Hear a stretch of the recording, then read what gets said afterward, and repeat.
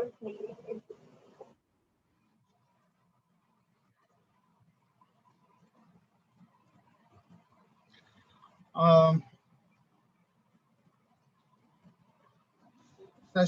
6 में जो है आज हम 3 मेन पॉइंट्स के ऊपर चर्चा करेंगे। तो पहला पॉइंट तो नॉलेज वाले थीम से कनेक्टेड है, importance of faith on spiritual path. हाँ, तो कृष्णा यहाँ पे कुछ लोगों में बात करते हैं, बहुत इंपॉर्टेंट पॉइंट है कि श्रद्धा या विश्वास जो है आध्यात्मिक जीवन में उसका महत्व।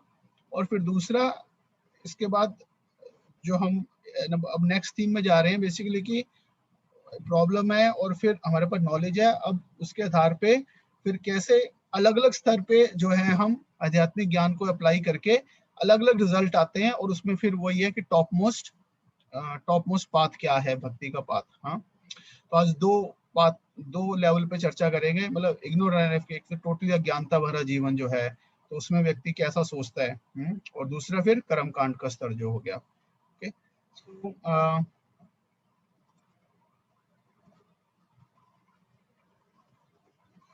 तो 4.39 श्लोका में कृष्णा कहते हैं, श्रद्धावान लभते ज्ञानम तत्परा संयते इंद्रिया ज्ञानं लब्ध्वा परम शांति अचिरेण अधिगच्छति।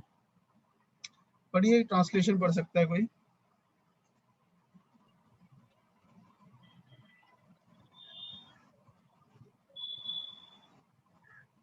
हरे कृष्णा।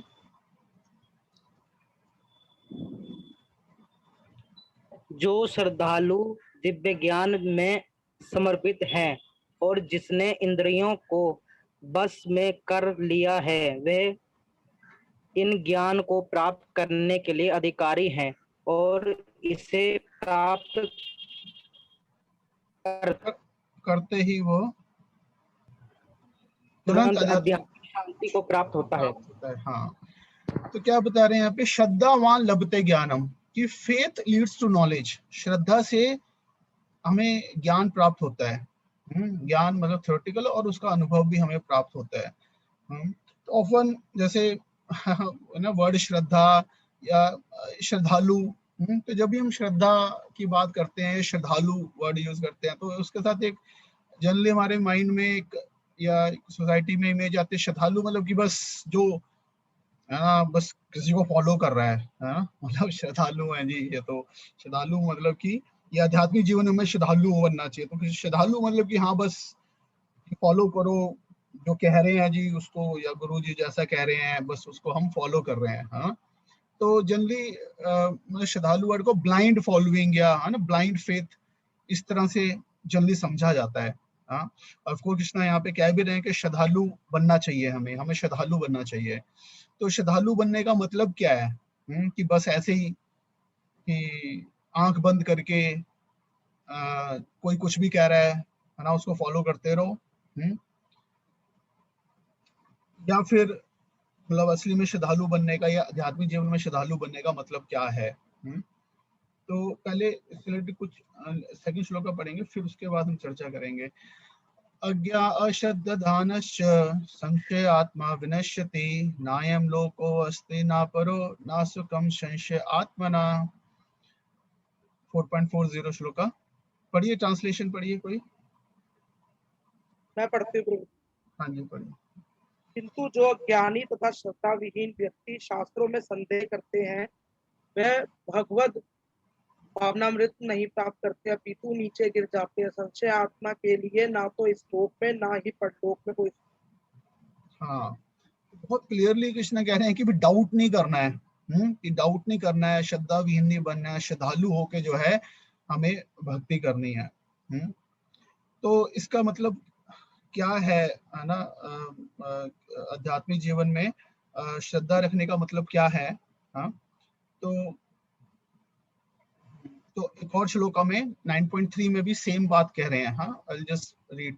हे परंतपा, जो लोग भक्ति में श्रद्धा नहीं रखते वे मुझे प्राप्त नहीं कर पाते। अश्रद्धाधान, सेम वर्ड यूज हुआ है जो 4.40 में था, अश्रद्धाधान। हाँ, अतः वे इस भौतिक जगत में जन्म मृत्यु के मार्ग पर वापिस आते रहते हैं। तो मेरा मतलब कि वो जब तक भगवान के शब्दों में विश्वास नहीं करेंगे, शास्त्र में विश्वास नहीं करेंगे, तो हम आध्यात्मिक उन्नति जो है वो नहीं कर सकते। और संशय आत्मना कह रहे थे, डाउट, अगर हम सिर्फ डाउट करते रहेंगे कि ये तो है जी, ये तो ऐसी कहानी है, या इसको करने से कुछ नहीं होगा, तो कहने का मतलब ये है कि जितनी स्ट्रॉन्ग हमारी श्रद्धा होगी या विश्वास होगा, उतनी दृढ़ता से हम जो है उतनी दृढ़ता से हम भक्ति को या कोई भी मार्ग, एक तरह से मन लगा लो, कोई भी, इवन इस संसार में कोई काम करते हैं, अगर जब तक उसमें हमें स्ट्रॉन्ग विश्वास नहीं होगा, है ना, कॉन्फिडेंस नहीं होगा, उतना मतलब हमारे पास कॉन्फिडेंस नहीं होगा, और उतना हम फिर उसको दृढ़ता से नहीं करेंगे, आधे मन से करेंगे, या फिर कभी करेंगे कभी नहीं करेंगे, हाँ, लाइक दैट। तो जितना स्ट्रॉन्ग फेथ होगा कि यस, है ना, I am soul, I am servant Krishna, I have to serve Krishna, है ना, इस भौतिक संसार में सुख नहीं है, कहने मतलब जितना ये जो भगवद गीता के शब्दों में, भगवान के शब्दों में हम जितना स्ट्रॉन्ग हमारा विश्वास होगा, उतनी स्ट्रॉन्गली जो है हम फिर है, इतनी डिटर्मिनेशन से है भक्ति हम कर पाएंगे, और जितने स्ट्रॉन्गली कर पाएंगे मतलब उतना कंसिस्टेंटली कर पाएंगे, उतना हार्ट से कर पाएंगे, हाँ, और उतना ही हम जो है एडवांस करेंगे, मतलब वैसा रिजल्ट आएगा, श्रद्धावान लभते ज्ञानम, है ना, तो उतना हमें ज्ञान आएगा, मतलब रियलाइजेशन आएगा, अनुभव आएगा, हाँ। अदरवाइज जो है हम फिर मतलब ढीले ढाले बने रहेंगे। जैसे मान लो हम एक रोड पे जा रहे हैं, ड्राइव कर रहे हैं, जब तक अगर हमें, है ना, लक्ष्य डेस्टिनेशन ही क्लियर नहीं है, तो हम क्या करने से होता नहीं, अब हमें कहीं जाना है, हमें पता नहीं कि अच्छा ये कहाँ पे है, तुम स्लो स्लो चलते हैं, अच्छा इधर उधर देखते चल रहे हैं, हम ठीक जा रहे नहीं जा रहे हैं, डाउट आते रहते हैं, लाइक दैट। तो आध्यात्मिक जीवन में श्रद्धा का क्या मतलब है, तो प्रभुपाद के तात्पर्य से कुछ पॉइंट है, बट उससे पहले हम कुछ और पॉइंट्स भी चर्चा करेंगे, ठीक है। तो पहली बात तो ये है कि इस संसार में श्रद्धा, विश्वास या बिलीफ करना जो है, ये मतलब हम हर चीज में ये रिक्वायर्ड है। तो मतलब कोई भी ज्ञान को प्राप्त करने के लिए या कोई भी कार्य करने के लिए पहले हमें एक लेवल का श्रद्धा या विश्वास तो करना ही पड़ता है, हाँ। तो बगैर विश्वास किए हम इस संसार में कोई कार्य नहीं कर सकते, हाँ। मतलब जैसे अगर हम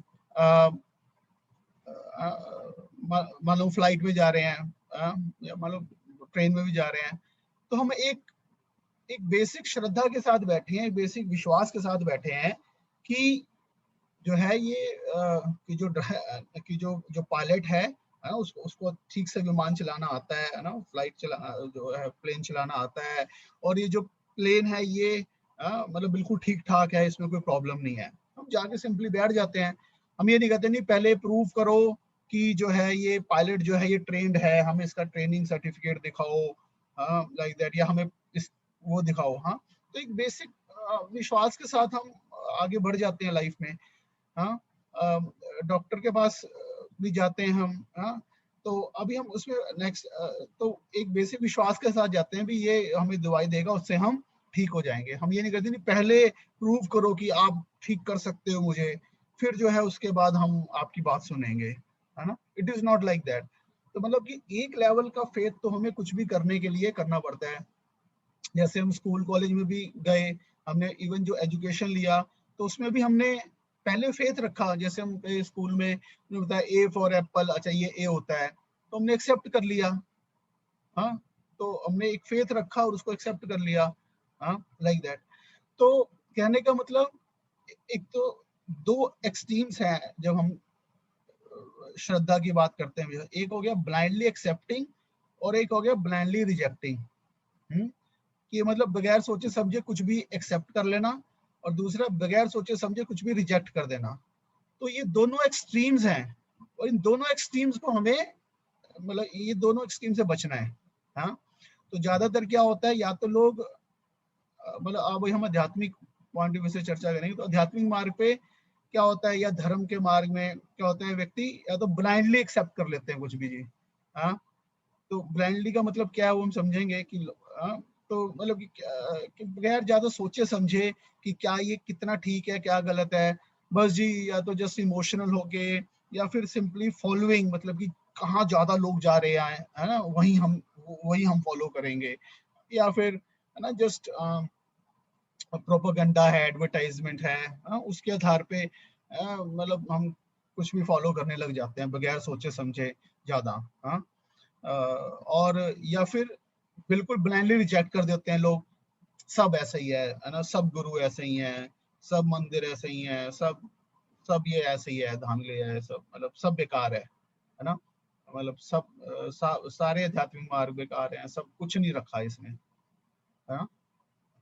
तो या तो बिल्कुल ही एकदम से रिजेक्ट कर देते हैं, या फिर कई बार बिल्कुल ब्लाइंडली फॉलो करना शुरू कर देते हैं ब्लाइंडली। दोनों, और दोनों से प्रॉब्लम क्या होती है कि हम सही मार्ग को पहचान नहीं पाते, और अपॉर्चुनिटी या मौका जो हमें इस मानव जीवन में आध्यात्मिक जीवन को ना अपनाने का जो मौका मिलता है उसको हम खो देते हैं।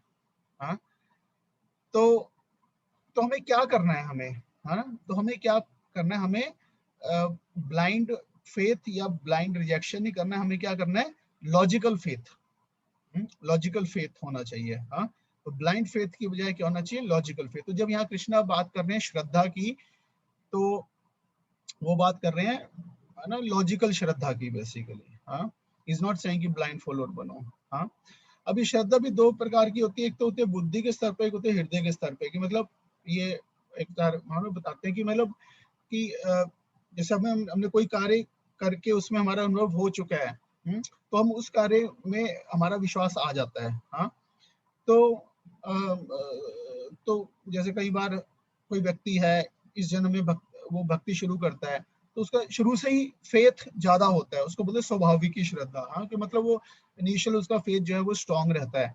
हाँ, और दूसरा होता है कि फिर ये व्यक्ति जो है ना, सुन के नॉलेज गेन करके पढ़ के उसका श्रद्धा बढ़ती है basically. But in any case जो है हमारा श्रद्धा जो किस दो चीजों के ऊपर डिपेंड करता है। क्या, तो लॉजिकल फेथ का मतलब क्या हुआ, जो हमारा हमें विश्वास करना चाहिए है ना, आध्यात्मिक जीवन में किस आधार पर होना चाहिए कि हम, it should be sensible and verifiable.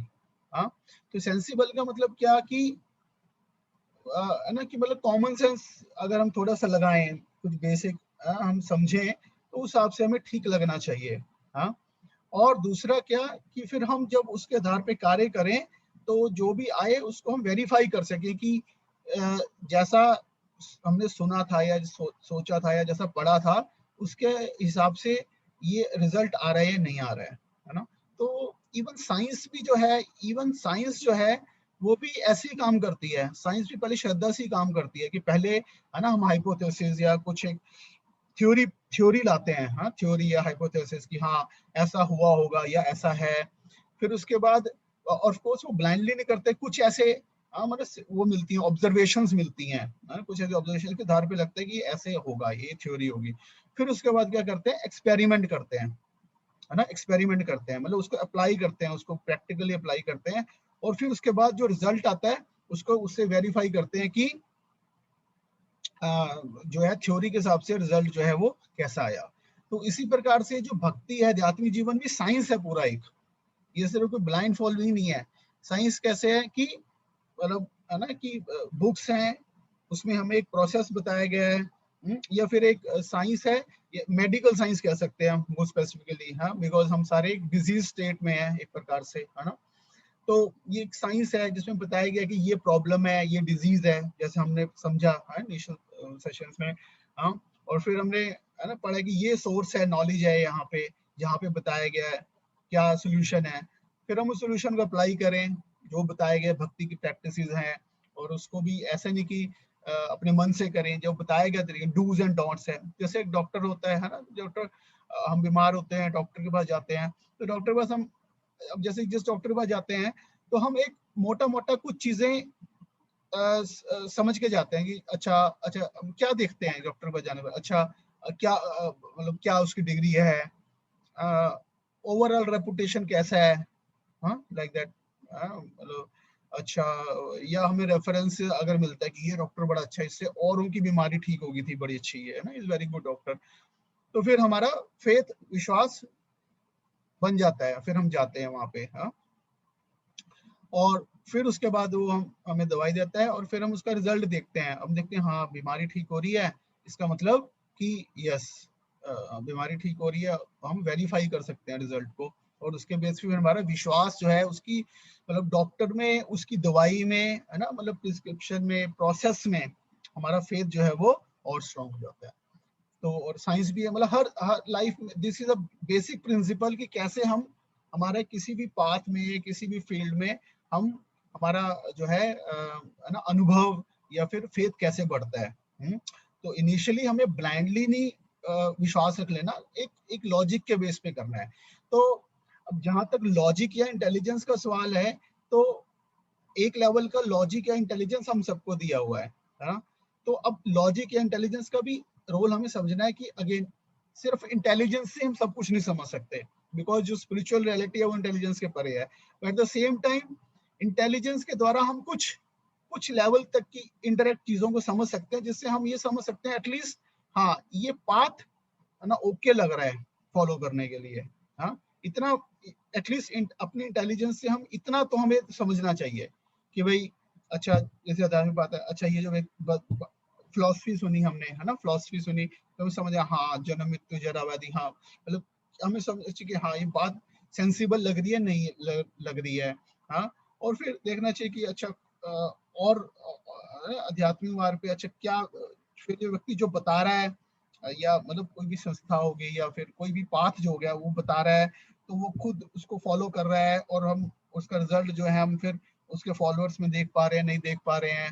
हाँ तो उस तरह से फिर हमें हम समझ सकते हैं। और जो बता रहे हैं क्या वो डॉक्टर जो है वो मेडिकल बुक के आधार पे बता रहे हैं, अपने मन से कुछ भी दवाई बताई जा रहा है लाइक दैट, है ना, कि मतलब वो स्क्रिप्चर के आधार पे, शास्त्र के आधार पे बात कर रहे हैं या फिर ऐसे ही मन से कुछ भी बात कर रहे हैं। हाँ दीज आर सम हिंट्स, जैसे हम इसे हम समझ सकते हैं कि चीज ये सेंसिबल है या नहीं।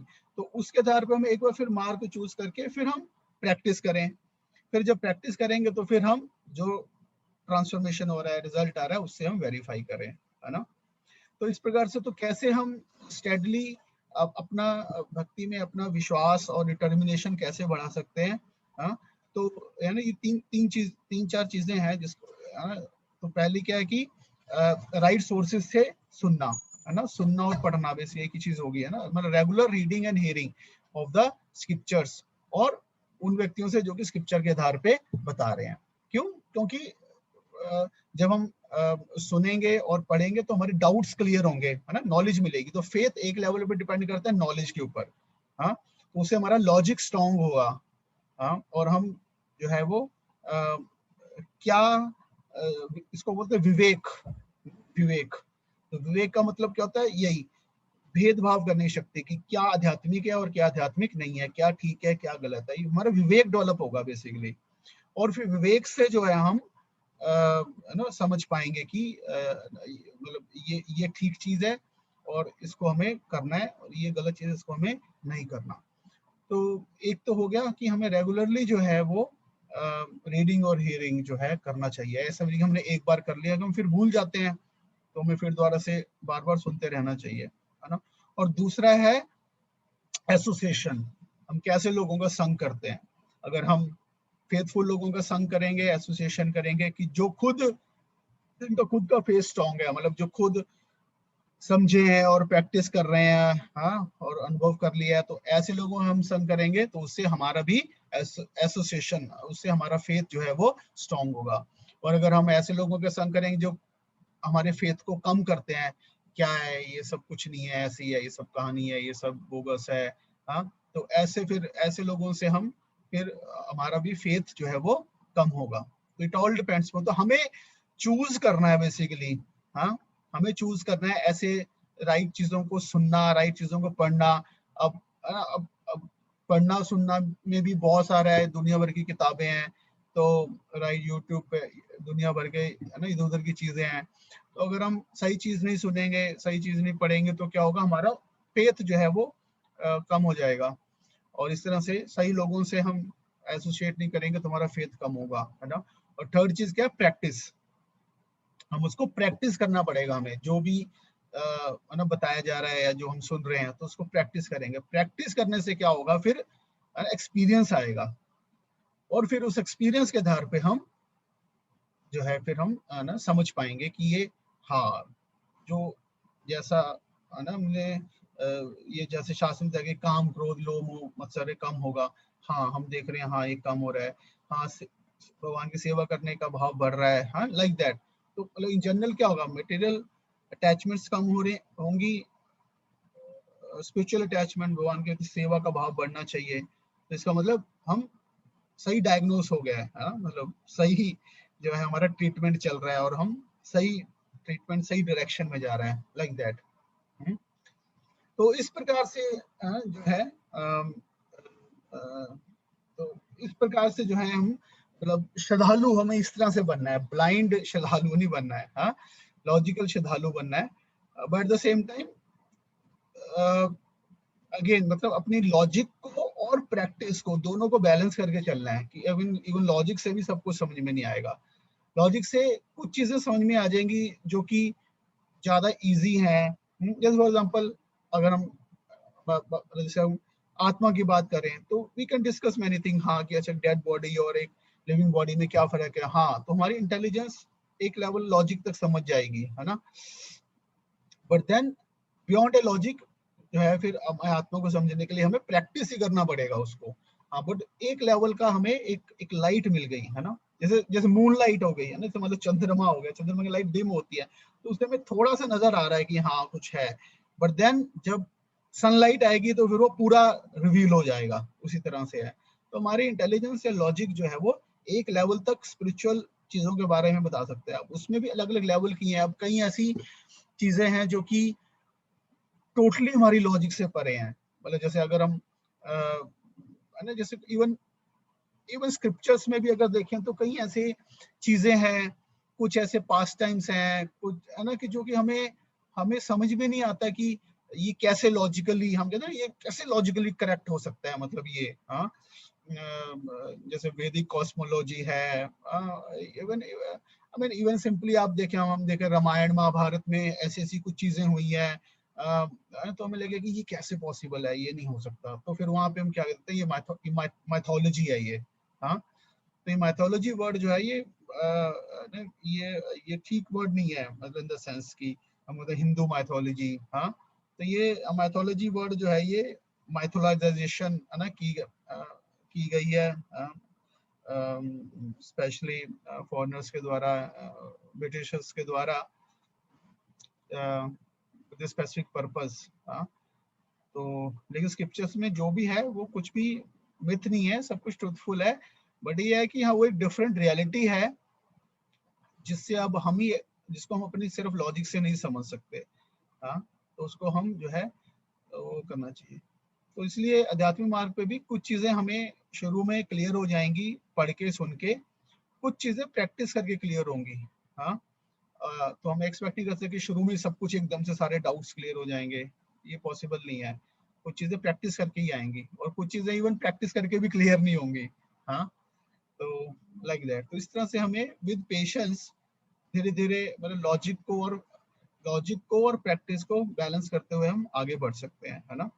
तो यहाँ पे प्रभुपाद के तात्पर्य में कुछ पॉइंट्स हैं, हाँ और अल्टीमेटली जैसे प्रभुपाद करेंगे यह श्रद्धा भक्ति के द्वारा, अतः हरे कृष्णा कृष्ण कृष्ण हरे हरे हरे राम राम राम हरे हरे मंत्र के द्वारा मंत्र के जाप द्वारा प्राप्त की जाती है, क्योंकि इससे हृदय की सारी भौतिक मलिनता दूर हो जाती है। मैंने कहा ना प्रैक्टिस, इसके अतिरिक्त मनुष्य को चाहिए कि अपनी इंद्रियों पर संयम रखे, मतलब एक पॉजिटिव प्रैक्टिस और वो नेगेटिव चीजें जो कि हमें हमारी इंटेलिजेंस को मटेरियली कॉन्टेमिनेट कर रही हैं, उन चीजों से हम दूर रहें।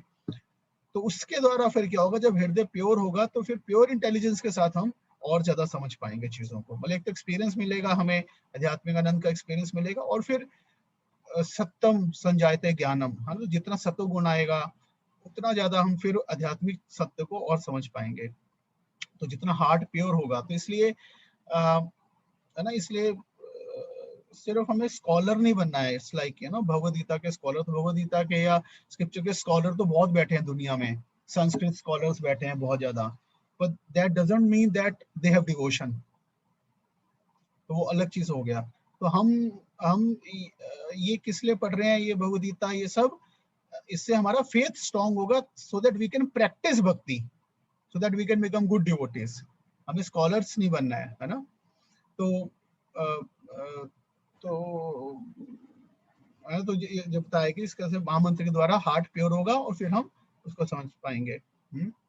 तो बता रहे हैं बाबा कि जो लोग पशु तुल्य हैं उनमें ना तो प्रमाणिक शास्त्रों के प्रति कोई श्रद्धा है ना उनका ज्ञान होता है, और कुछ लोगों को यद्यपि उनका ज्ञान होता है और उनमें से उदाहरण देते रहते हैं कि तुम्हें वास्तविक विश्वास नहीं करते, है ना। तो कई लोग हैं, है ना, अलग अलग कैटेगरी के लोग हैं। अज्ञान, अश्रद्धाधान, अज्ञान मतलब इनको नॉलेज ही नहीं है, तो उनको भी शास्त्र के बारे में बताते हैं। अब कई लोग हैं शास्त्र में सुनते लेकिन वो विश्वास नहीं करते। नहीं ये ठीक है, ये सब शास्त्रों की बातें हैं, है ना, लेकिन इसका कोई प्रैक्टिकल वो नहीं है, ऐसा सोचते हैं। और संशयात्मा, और कई लोग हैं जो कि संशय करते हैं कि ये मतलब इसको करने से हो मतलब पता नहीं होगा नहीं होगा, लाइक दैट। तो किंतु उनमें वास्तविक विश्वास नहीं रखते। मतलब कई लोग भगवत गीता से बोलते भी हैं, कोट भी करते हैं, लेकिन उसमें विश्वास नहीं रखते हैं। अतः मनुष्य को चाहिए कि श्रद्धा भाव से शास्त्र के सिद्धांतों का पालन करे और ज्ञान प्राप्त करे। इसी ज्ञान से मनुष्य अध्यात्म अनुभूति के दिव्य पद तक पहुंच सकता है। तो हमें प्रैक्टिस करना पड़ेगा। सिर्फ सुन के थ्योरेटिकल से एक लेवल का समझ में आ जाएगा, फिर उसके बियॉन्ड रियलाइजेशन जो है वो प्रैक्टिस करके आएगा, है ना। तो जैसे यहाँ भी तात्पर्य को बता रहे हैं, श्रद्धा तो भक्तों की संगति से उत्पन्न की जाती है। महापुरुषों से वैदिक प्रमाणों को सुनकर भी अभागे लोग ईश्वर में श्रद्धा नहीं रखते, वे झिझकते रहते हैं और भक्ति में दृढ़ नहीं रहते, झिझकते रहते हैं। तो हमें झिझकना नहीं है ना, प्रैक्टिस करना है, अपने डाउट्स को क्लियर करना है और आगे बढ़ना है ना। तो आजकल तो खासकर मतलब एक बहुत सिस्टमेटिक तरीके से प्रोपेगेंडा है कि जो शास्त्रिक नॉलेज है उसको, है ना, मिथ या फिर मतलब ये सब है ना बेकार है। हाँ, हम देखते हैं कितना सारा आजकल मूवीज भी थी पहले, वो कौन सी, oh my God and then PK and all. तो ये सब मतलब अल्टीमेटली डाउट्स क्रिएट करते हैं हमारे माइंड में, है ना। तो उन्होंने कई सारे क्वेश्चन लॉजिकली भी रेज किए करते हैं, लेकिन पॉइंट है कि लोगों में उसके करेक्ट आंसर्स नहीं है, क्योंकि हमने खुद अपने स्क्रिप्चर्स पढ़े ही नहीं है ना, लाइक दैट। ओके, तो ये जो था ना पॉइंट रिलेटेड टू फेथ या श्रद्धा का जो था कि किस प्रकार से हम भक्ति में लॉजिकल श्रद्धा रखते हुए धीरे धीरे आगे बढ़ सकते हैं। ओके, शुरू में एकदम से सब कुछ नहीं क्लियर होगा, बट प्रैक्टिस के साथ, राइट एसोसिएशन के साथ, राइट हियरिंग एंड रीडिंग के साथ धीरे धीरे चीजें क्लियर हो जाएंगी। ठीक है, तो इस अभी तक का जो डिस्कस किया इसमें किसी का कोई प्रश्न या कोई कमेंट्स, एनीथिंग? हाँ, तो कहने मतलब प्रैक्टिकल एप्लीकेशन ये है कि हमें पेशेंस के साथ और करना है, और अश्रद्धालु जो मतलब चीजें हैं ना उनसे दूर रहना है बेसिकली। अभी हम सबका ना जो श्रद्धा है वो बहुत ही एक है ना, just like a small plant. देखा है, जैसे हम बहुत छोटा सा पौधे को प्लांट करते हैं, देखा है वो कितना ज्यादा कोमल होता है, हाँ, बहुत फ्रेजाइल होता है। वो हल्की सी कोई हवा आएगी या कोई थोड़ा सा किसी ने वो कर दिया तो वो टूट जाएगा। हाँ, तो अभी हम सारे उसी प्रकार से होते हैं इनिशियल में, और फिर क्या होता है, लेकिन अगर हम केयरफुल रहेंगे, उसको प्रोटेक्ट नहीं करेंगे प्रॉपरली अपनी श्रद्धा को, तो फिर क्या होगा, इट इज ए पॉसिबिलिटी कि वो फिर हम कुछ नेगेटिव एक्सपीरियंसेस हमें मिल जाते हैं, इस प्रकार के कुछ नेगेटिव एसोसिएशन मिल जाती है इवन विद इन इस्कॉन या इवन विद इन भक्तों के संग में, फिर हमारा उससे फेथ डिस्ट्रॉय हो जाता है। इसलिए हमें बड़े ध्यान पूर्वक केयरफुली आध्यात्मिक मार्ग में आगे बढ़ना चाहिए, मतलब ऐसी सिर्फ भावुक होके और इस तरह से नहीं, बिकॉज हमारी पूरी ह्यूमन लाइफ का प्रश्न है ये। हाँ, तो इसलिए हमें इस तरह से करना है कि हमें एक पूरा जीवन भर जो है हम मतलब आगे बढ़ते रहें, बीच में से ड्रॉप आउट ना हो जाए, है ना। ठीक है, तो कोई प्रश्न किसी का इससे संबंधित या कोई कमेंट्स, एनीथिंग?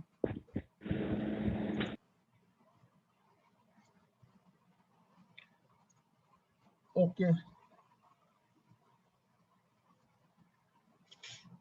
ठीक है।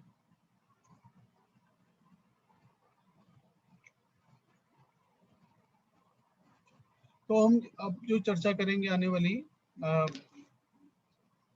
तो वो अलग अलग स्तर, है ना, अलग अलग स्तर की चेतना के बारे में बात करेंगे कि किस प्रकार से जो है अब हम, है ना, लोएस्ट लेवल से धीरे धीरे अलग अलग लेवल पे चेतना बढ़ते बढ़ते है ना आध्यात्मिक ज्ञान के आधार पे हम कैसे अल्टीमेटली जो है जो टॉप मोस्ट भक्ति का स्तर है उस तक अपनी चेतना को हम ला सकते हैं, या भक्ति का जो वो चेतना है वो हाईएस्ट चेतना है। तो 16 चैप्टर में बता रहे हैं, तो 16 चैप्टर जो है दैवी और आसुरी संपदा है ना, इसका नाम है। दैवी और आसुरी संपदा मतलब क्या कि दैवी गुण, और तो जैसे पिछली बार हमने पढ़े थे है ना कुछ पढ़ा था इसमें से नहीं, हाँ चैप्टर से डिस्कस किया था हमने। हाँ तो 16 चैप्टर में बेसिकली बता रहे हैं कि दैवी और आसुरी जो है ये मेल, तो असुर का मतलब सिर्फ ये नहीं है कि कोई जो कुछ मतलब ऐसा देखने में कोई भयंकर चीज हो, सींग निकले हो, लाइक दैट है ना, असुर वर्ड उस सेंस में होता है। बट बेसिकली देवता या दैवी व्यक्ति कौन है, जो कि शास्त्र के जो शास्त्र में श्रद्धा रखता है। ओके, और असुर मेंटालिटी क्या है कि बेसिकली जो कि शास्त्र में श्रद्धा रहता है और अपने मन माने तरीके से जो है वो मतलब इच्छाएं करता है और उसके लिए कार्य करता है। Basically that is the main difference. हाँ, जैसे देवता भी जो होते हैं उनकी भी कई इच्छाएं होती हैं, हाँ जैसे भौतिक इच्छाएं होती हैं, लेकिन उसके लिए वो शास्त्र और भगवान के ऊपर डिपेंड करते हैं। That is the main point. लेकिन जो आसुरी व्यक्ति है वो भगवान के ऊपर डिपेंड नहीं करता, वो शास्त्र की नॉलेज के ऊपर डिपेंड नहीं करता, बल्कि अपने तरीके से ही कुछ प्लान्स बनाता है और फिर हमारे उसके अपने अपने ही मतलब ना विचार होते हैं और उनके आधार पे फिर वो कार्य करता है, और जिसके कारण उसको कष्ट सहने पड़ते हैं बेसिकली।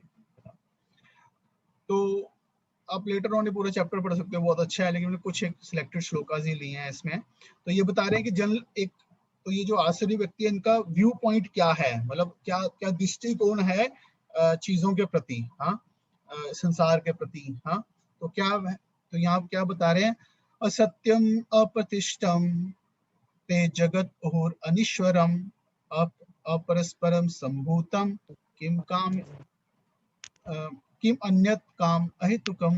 हाँ तो पढ़ सकते हो, ट्रांसलेशन पढ़िए प्लीज। मैं पढ़ूं हाँ प्रभु जी? पढ़िए पढ़िए पढ़िए प्रभु। वे कहते हैं कि ये जगत मिथ्या है, इसका कोई आधार नहीं है और इसका नियमन किसी ईश्वर द्वारा नहीं होता। उनका कहना है कि ये कामेच्छा से उत्पन्न होता है और काम के अतिरिक्त कोई अन्य कारण नहीं है। तो आई थिंक ये फिलॉसफी आजकल हम है ना हम सबने सुनी है, पढ़ी है ना, यही क्या असत्यम अप्रतिष्ठम। असत्यम मतलब क्या कि ना अल्टीमेटली कोई एक ट्रूथ नहीं है, कोई अल्टीमेट कोई सत्य नहीं है ना। जैसे प्लीज म्यूट कर लीजिए, नहीं तो मुझे सबको म्यूट करना पड़ेगा, फिर बाद सब अनम्यूट करना पड़ता है बार बार। सो असत्यम, असत्यम मतलब क्या कि अल्टीमेटली कोई एक परम सत्य कुछ नहीं है ना, कि कहते हैं everyone has their own truth. हाँ कि आप जो मानो वो सत्य है, हाँ? ऐसा हर एक का अपना एक सत्य है। हाँ? ऐसा everyone has their own philosophy. ऐसा कोई अल्टीमेटली कोई परम सत्य नहीं कि अल्टीमेटली क्या ठीक है क्या गलत है, ऐसा कुछ नहीं है। आपके ऊपर है कि आपके लिए ये ठीक है, मेरे लिए ये ठीक है। आज के वर्ल्ड में तो खासकर ऐसा ही हर व्यक्ति सोचता है कि मेरा ये है ना, ये मेरा ट्रूथ है, मेरा पर्सनल ट्रूथ है ये, है ना। मैं भगवान को नहीं मानता, मैं इसको नहीं मानता, नहीं मानता। हाँ बट व्यक्ति समझ नहीं पाता कि जब मृत्यु आती है तो वो ये नहीं कह सकता कि है ना मैं मृत्यु को नहीं मानता, है ना, ये मेरा पर्सनल ट्रूथ है कि मैं मृत्यु को नहीं मानता। नहीं, फिर अल्टीमेट ट्रूथ जो है वो सामने आती है ना। तो बट जनरली आजकल इस टाइप से व्यक्ति हर कोई सोचता है कि कोई अल्टीमेटली कोई परम सत्य नहीं है, आप जो सोचो बस वही सत्य है। हाँ बट हम सारे समझ सकते हैं कि yes there is a ultimate truth, और उस अल्टीमेट ट्रुथ के हिसाब से ही सब कुछ चल रहा है। हाँ हमें उस अल्टीमेट ट्रुथ को समझना है शास्त्र के आधार पे। तो असत्यम अप्रतिष्ठम, अप्रतिष्ठम मतलब क्या कोई बेस नहीं है। हाँ ये जो सारे अप्रतिष्ठम है कि मतलब कोई इसको चला नहीं रहा है, बस ऐसे ही ऑटोमेटिकली चल रहा है ये। हाँ, कोई बेस नहीं है। हाँ, जैसे बिग बैंग थ्योरी हमने पढ़ते हैं साइंस में। हाँ, कि एकदम से एक्सप्लोजन हुआ और फिर जो है ना, एक्सप्लोजन के बाद जो है मैटर ने अपने आप को ऑर्गेनाइज किया और जो है ये है ना क्रिएशन हो गया बेसिकली। हाँ, तो इसका क्या बेस है? मान लो एक्सप्लोजन हुआ, अभी किसने एक्सप्लोजन किया, उसके लिए एनर्जी कहाँ से आई, उसके बाद है ना कैसे वो मेंटेन हो रहा है। हाँ, तो अभी क्यों नहीं वो हो रहा, यू नो, बढ़ क्यों नहीं रहा है? तो मतलब अप्रतिष्ठम, तो ये है ना, और एक और दूसरे सेंस में भी है अप्रतिष्ठम कि जो मायावादी फिलोसफर्स होते हैं। हाँ, मतलब एक क्लास ऑफ फिलोसफी जो कहते हैं कि संसार मिथ्या है। हाँ, तो अभी तात्पर्य में पढ़ेंगे बाबा जी के इसको क्या मतलब है। हाँ, अप्रतिष्ठम, हाँ, जगत उहुर अनिश्वरम। हाँ, ये सबसे इम्पोर्टेंट, जगत उहुर अनिश्वर, कि जगत है और इसका कोई भी ईश्वर नहीं है। There is no supreme controller, कोई माई बाप नहीं है इसका, है ना, कोई कंट्रोलर नहीं है, कोई गवर्नमेंट नहीं है। है ना, लोग होते हैं ना कि जैसे चाहते हैं कि सरकार को बदल दें या सरकार गिरा दें, या रेबेल होता है जैसे कई कंट्रीज में। हाँ, क्यों? क्योंकि वो चाहते हैं कि हम हमारा जो एजेंडा है हम उसको फुलफिल कर सकें, है ना। हम कि जब जैसे मैं सोचिए कि क्या होगा अगर एक अभी पता चल जाए कि जैसे को है ना कि कोई लॉ नहीं है, कोई गवर्नमेंट नहीं है और कोई पनिशमेंट का सिस्टम नहीं है, तो क्या होगा? एकदम से मतलब जंगल राज हो जाएगा। हाँ, कि कोई कुछ भी कर सकता है, मैं खुल के कुछ भी कर सकता हूँ। हाँ, तो ये मेंटालिटी है इस फिलोसफी के पीछे कि क्योंकि हम इंडिपेंडेंटली है ना बस अपने मन चाहे तरीके से एक्ट करना चाहते हैं। लेकिन अगर हमें पता चल जाता है कि हाँ भगवान है, एटलीस्ट फियर के स्तर पे भी कम है ना, तो फियर आ जाता है। हाँ, कि अच्छा हाँ भगवान देख रहे हैं। जैसे जनरल सेंस में एक फियर के लेवल पे लोग बात करते हैं कि हाँ ऊपर वाला देख रहा है, भगवान देख रहे हैं, पाप मिलेगा, लाइक दैट। तो एटलीस्ट फिर हम व्यक्ति थोड़ा सा कंट्रोल में रहता है। हाँ, जैसे रेड लाइट पे जा रहे होते हैं, सीसीटीवी आजकल लग गए हैं हर जगह पे। हाँ, तो एकदम से सचेत रहते हैं हाँ कि वो सीसीटीवी लगा हुआ है, हमें लॉ को ब्रेक नहीं करना है। लेकिन ऐसा सिस्टमेटिक फिलोसफीज हैं, ऐसी बुक्स हैं, बड़े बड़े साइंटिस्ट हैं, स्टीफन हॉकिंस। हाँ, तो वो कहता रहा है ना, there is no God, there is no God करते करते चला गया, पर उसे आंसर नहीं मिल पाया उसको कि है ना उसको मृत्यु को झेलनी पड़ी। हाँ, और फिर क्या अपरस्पर संभूतम। हाँ, किम काम अहतकम। हाँ, कि ये सिंपली अपरस्परम संभूतम मतलब कि सिंपली आपस में कॉम्बिनेशन से, मटेरियल एलिमेंट्स के कॉम्बिनेशन से, केमिकल कॉम्बिनेशन से जो है ये संसार और जीवन बना है। बेसिकली डार्विन थ्योरी जो है। हाँ, और क्या किम काम, तो कृष्ण ने पहले बता दिया था कि तो ये आसुरिक मेंटालिटी है, ये जो मतलब जो शास्त्र की बताई हुई चीज को एक्सेप्ट नहीं कर रहे हैं। हाँ, जो मैनुअल है जिसने बनाया उसकी बात को नहीं एक्सेप्ट कर रहे हैं, अपनी खुद की थ्योरी, अपनी खुद की स्पेकुलेशन के से समझ रहे हैं। हाँ, और किम काम अहेतुकम मतलब कोई और कोई अन्य तुक नहीं है, मतलब और कोई पर्पस नहीं है इस क्रिएशन। क्या काम? Except to enjoy, except to enjoy. तो यही आज, तो ये हम, तो ये मॉडर्न जो आज के टाइम में जो थिंकिंग है, जो व्यू पॉइंट है ज्यादातर लोगों का, वो या इस टाइप का जो है ना प्रोपेगेंडा हम देखते हैं, यही है। कोई भगवान नहीं है, सब जो है मिथ्या है, और जो है कोई परम सत्य नहीं है, अपना सत्य खुद बनाओ, आस पर केमिकल कॉम्बिनेशन से सब कुछ बना है, और जस्ट एंजॉय करो, दैट्स इट। हाँ, तो यहाँ बता रहे हैं, उनका कहना है कि जगत आकस्मिक भौतिक क्रियाओं तथा प्रतिक्रियाओं के कारण, वही क्रियाओं प्रतिक्रिया, जैसे साइंस क्या कहते हैं, लॉज बेसिकली हैं कि बस लॉज से चल रहा है ये संसार। और इनको ये पूछा अल्टीमेटली लॉज कहाँ से आए, लॉज को किसने बनाया? Then they don't have answer, कि सिंपली बस लॉस संसार को चला रहे हैं, क्रियाएं और प्रतिक्रियाओं के कारण, एक्शन रिएक्शन, हाँ एक्शन रिएक्शन फोर्सेस से चल रहा है। वे यह नहीं सोचते कि ईश्वर ने किसी प्रयोजन से इस संसार की रचना की है। उनका अपना सिद्धांत है कि ये संसार अपने आप उत्पन्न हुआ है और यह विश्वास करने का कोई कारण नहीं है कि इसके पीछे ईश्वर का हाथ है। ईश्वर को हटाओ सबसे पहले बीच में से। उनके लिए आत्मा तथा पदार्थ में कोई और दूसरा क्या, मतलब वही आत्मा और पदार्थ में कोई फर्क नहीं है, सब कुछ मैटर है, लाइफ ही मैटर से आई है। उनके लिए आत्मा तथा पदार्थ में कोई अंतर नहीं होता और वे परम आत्मा को स्वीकार नहीं करते। उनके लिए हर वस्तु पदार्थ मात्र है। यह पूरा जगत मानो अज्ञान का पिंड हो। और अब इसमें एक और क्लास ऑफ जो फिलोसफर्स आते हैं, मायावादी फिलोसफर, वो तो यही कहते हैं कि सब कुछ जो है सपना है, सब कुछ भ्रम है, सब कुछ जो है वो मिथ्या है। उनके अनुसार प्रत्येक वस्तु शून्य है और जो भी सृष्टि दिखती है वह केवल दृष्टि भ्रम के कारण है। वे इसे सच मान बैठते हैं कि विभिन्नता से पूर्ण यह सारी सृष्टि अज्ञान का प्रदर्शन है। जिस प्रकार स्वप्न में हम किसी अनेक वस्तुओं की सृष्टि कर सकते हैं, इसका वास्तव में कोई अस्तित्व नहीं होता। अतएव जब हम जाग जाते हैं तो देखते हैं कि सब कुछ स्वप्न मात्र था। लेकिन वास्तव में यद्यपि असुर यह कहते हैं कि जीवन स्वप्न है, लेकिन वे इस स्वप्न को भोगने में बड़े कुशल होते हैं। अतः वे ज्ञान अर्जन के बजाय अपने स्वप्न लोक में अधिक उलझ जाते हैं, है ना।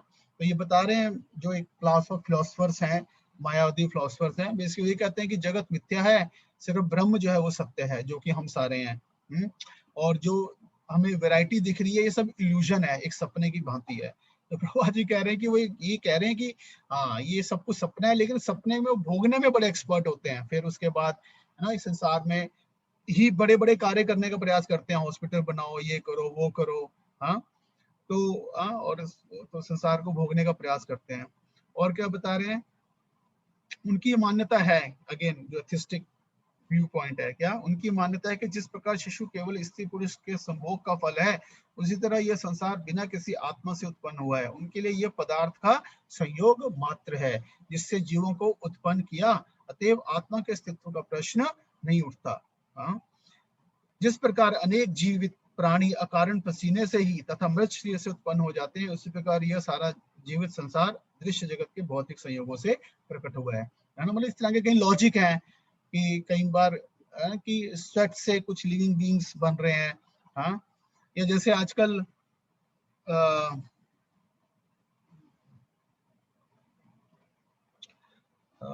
कौन से टाइप का जो मीट है, इसको क्या कहते हैं, इसको vegetarian meat, they call it vegetarian meat. तो उसको कैसे बनाते हैं, बेसिकली है ना, केमिकल रिएक्शन से या फिर उससे सेल है ना, मतलब सेल्स को ट्रांसफॉर्म करके लैब में जो है आप वो बना सकते हो। एक लिविंग सेल को लेके फिर उसको एक सुटेबल एनवायरनमेंट करके ग्रो कर रहे हैं, तो उससे मीट क्रिएट हो जाता है। तो नाउ जैसे कि इसमें तो देखो कोई भी है ना वायलेंस नहीं हुई, इसमें किसी को जानवर को भी नहीं मारा, बट एक्चुअली में उसके लिए भी ultimately firstly they are taking one living cell को ले रहे हैं उस, और वो लिविंग सेल ही है फिर वो जीवन का सोर्स है, और उसके अराउंड फिर जो है ना मैटर अपने आप को ऑर्गेनाइज करता है। मैटर अपने आप को सेल्फ ऑर्गेनाइज जो है वो नहीं कर सकता।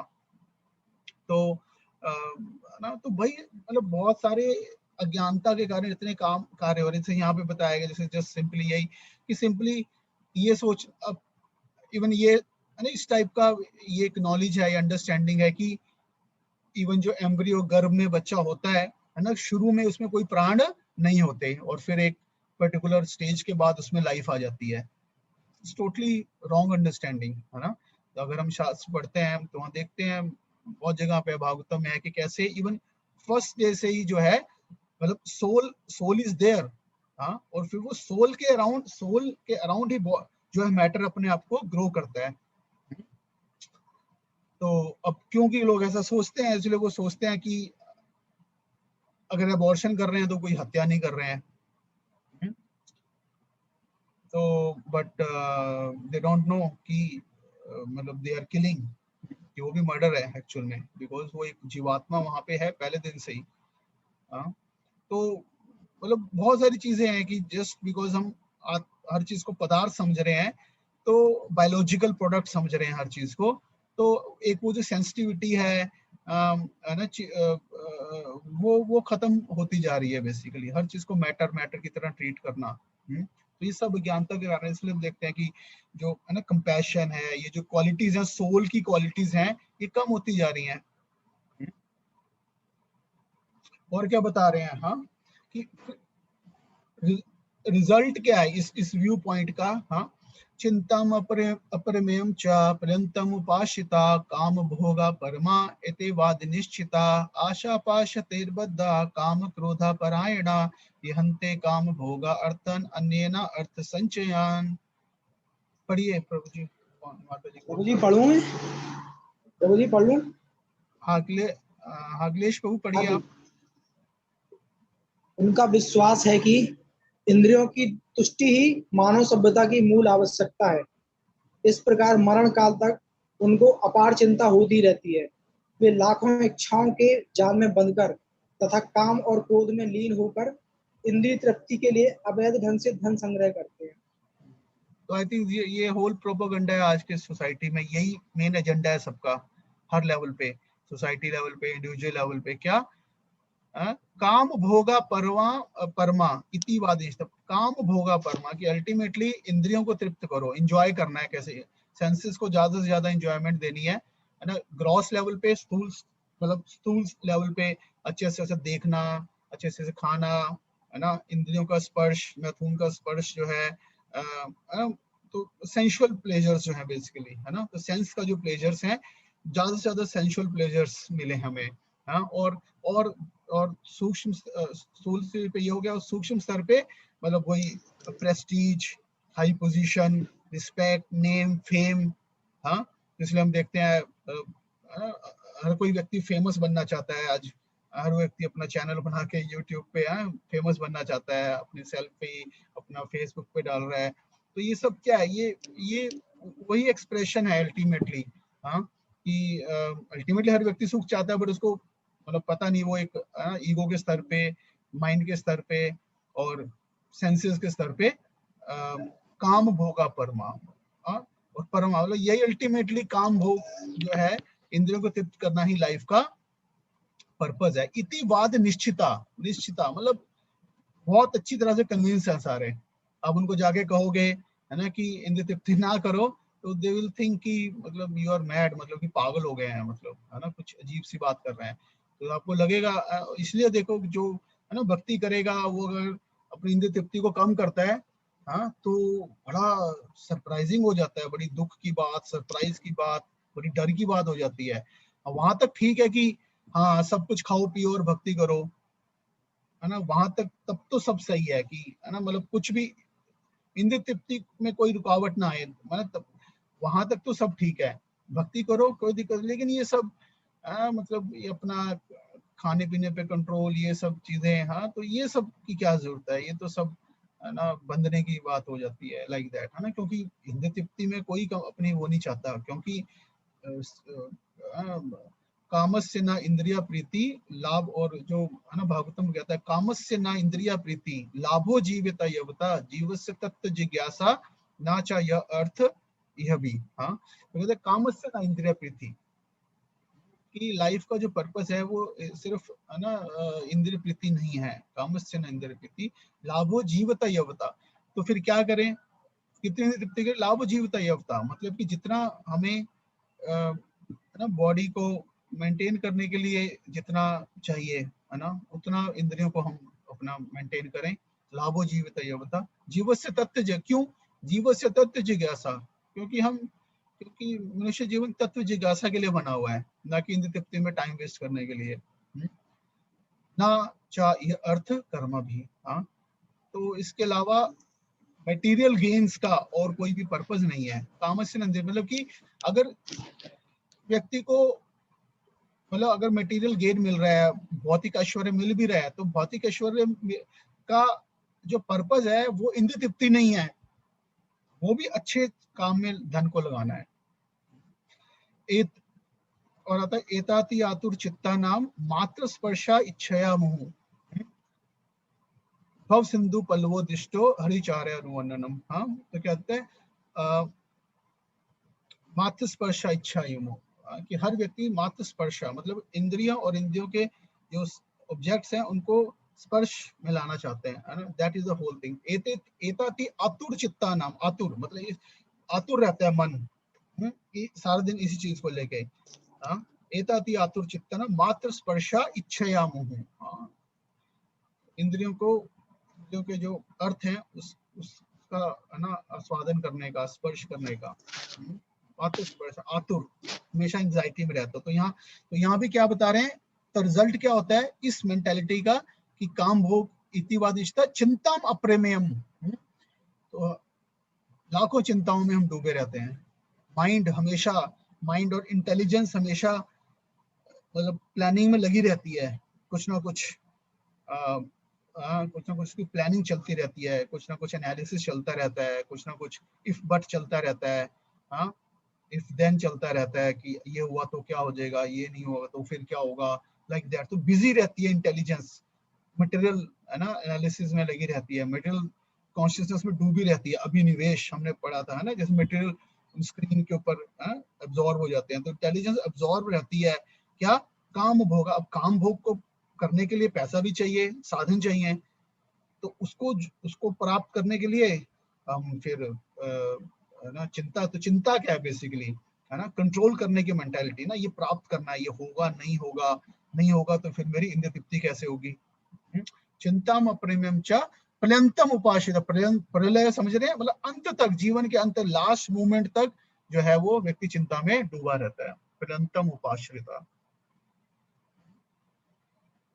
और क्या, आशा पाश शतेरबद्धा, आशा का पाश, डिजायर्स का, है ना, डिजायर्स की रस्सी, डिजायर का पाश हमें बांध के रखता है, समझ रहे हैं, मतलब मटेरियल डिजायर्स एक शैकल की तरह हमें खींचती रहती हैं। पहले हम डिजायर्स को एक्टिवेट करते हैं, फिर डिजायर्स हमें एक्टिवेट करती हैं, और हम अनकॉन्शियसली ही, है ना, मतलब भागते रहते हैं इस डिजायर को पूरा करने के लिए, इस डिजायर को पूरा करने के लिए, क्योंकि वो जो इच्छा है मन में एक रस्सी की तरह बन जाती है, कंडीशनड हो जाते हैं हम।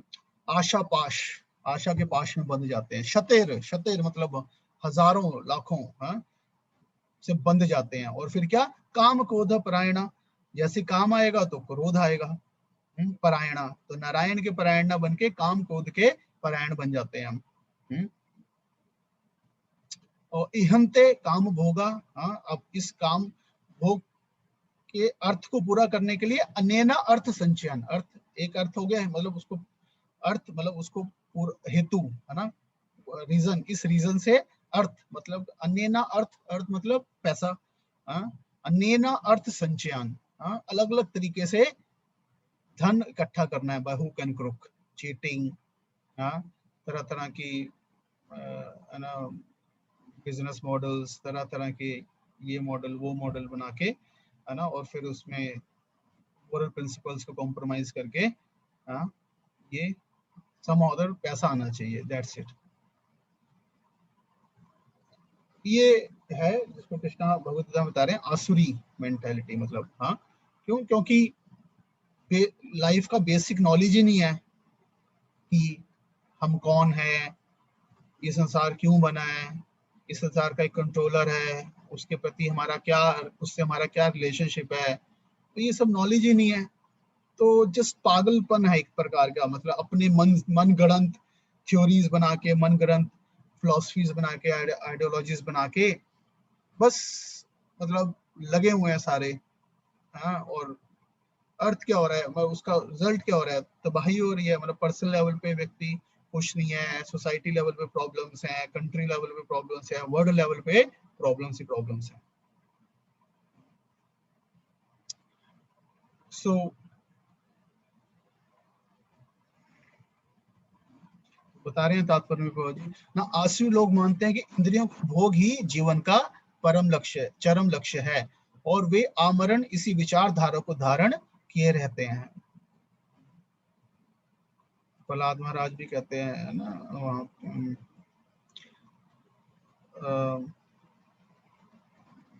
श्लोक,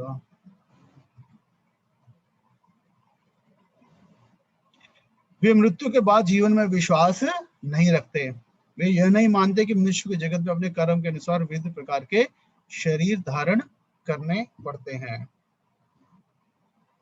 आसुरी मनुष्य जो ईश्वर या अपने अंतर में स्थित परमात्मा में श्रद्धा नहीं रखता, केवल इंद्र तृप्ति के लिए सभी प्रकार के पाप कर्म करता रहता है। वह यह नहीं जानता कि उसके हृदय के भीतर एक साक्षी बैठा है। परमात्मा प्रत्येक जीवात्मा के कार्यों को देखता रहता है। जैसा कि उपनिषद में क्या गया, एक वृक्ष में दो पक्षी बैठे हैं, एक पक्षी कर्म करता हुआ टहनियों में लगे सुख दुख को भोग रहा है और दूसरा उसका साक्षी है। लेकिन आसुरी मनुष्य को ना तो वैदिक शास्त्र का ज्ञान है, ना कोई श्रद्धा है, अतएव वह इंद्रिय भोग के लिए कुछ भी करने के लिए अपने आप को स्वतंत्र मानता है। उसे परिणाम की परवाह नहीं रहती है ना। तो आई थिंक है ना, तो ये फिलॉसफी, ये मतलब लाइफस्टाइल आज का हम सोच सकते हैं ना, अपने आप को स्वतंत्र मानता है। That is the main problem. हम इंडिपेंडेंटली कुछ भी सोच सकते हैं, इंडिपेंडेंटली हम कुछ भी कर सकते हैं।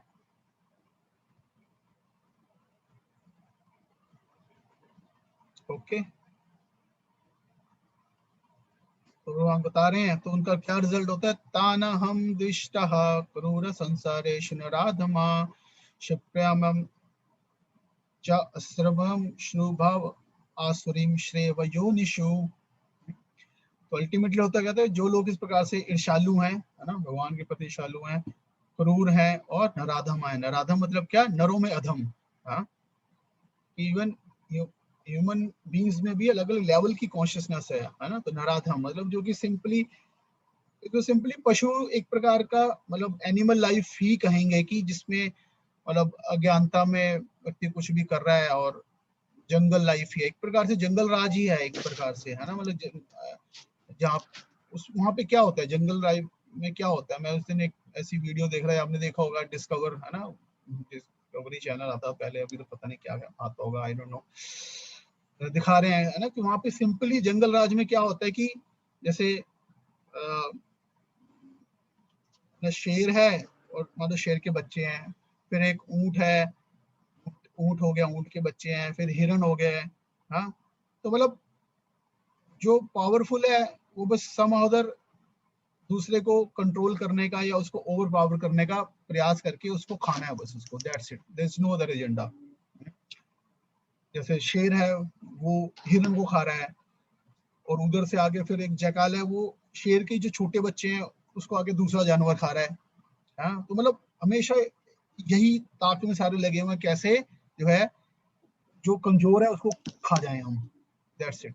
इससे और ज्यादा ऊपर का कोई मतलब एजेंडा नहीं है कि मैं कैसे पावरफुल बनके दूसरे को ओवर पावर करके वीक को दबा के खा जाऊं, दैट्स इट, वीक को एक्सप्लॉइट करूं। हाँ, तो ये ऑलमोस्ट जंगल में भी यही होता है। तो ये मतलब एनिमल्स जो है इसी लेवल पे डील करते हैं, वो इसी मेंटालिटी से एक्ट करते हैं। तो उसको यहाँ पे बता रहे हैं। तो बता रहे हैं जो लोग ईर्ष्यालु तथा नराधम है, उन्हें निरंतर विभिन्न आसुरी योनियों में भवसागर में डालता रहता हूँ। दे simply go into lower species. हाँ, तो है ना, तो जिसको बहुत ज्यादा मीट खाने का है तो बनेगा, उसको शेर का शरीर मिल जाएगा।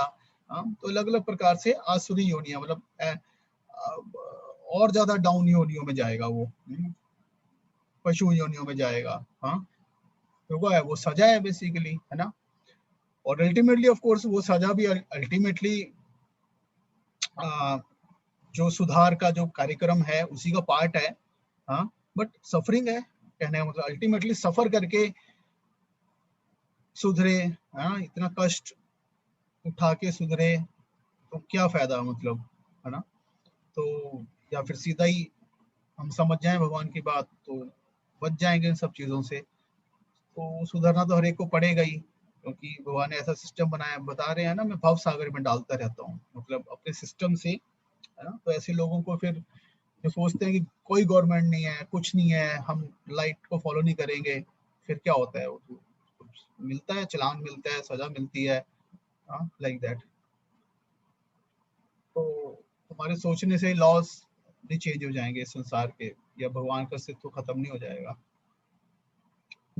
ओके, तो बाकी और पढ़ सकते हैं अभी 16 चैप्टर, इसमें और भी आगे बड़ा अच्छा ना बताते हैं, हम समझ सकते हैं कि एक्चुअल में यही आज की सोसाइटी का, आज के वर्ल्ड का यही थिंकिंग है, और इसी थिंकिंग और मतलब यही लाइफस्टाइल है बेसिकली।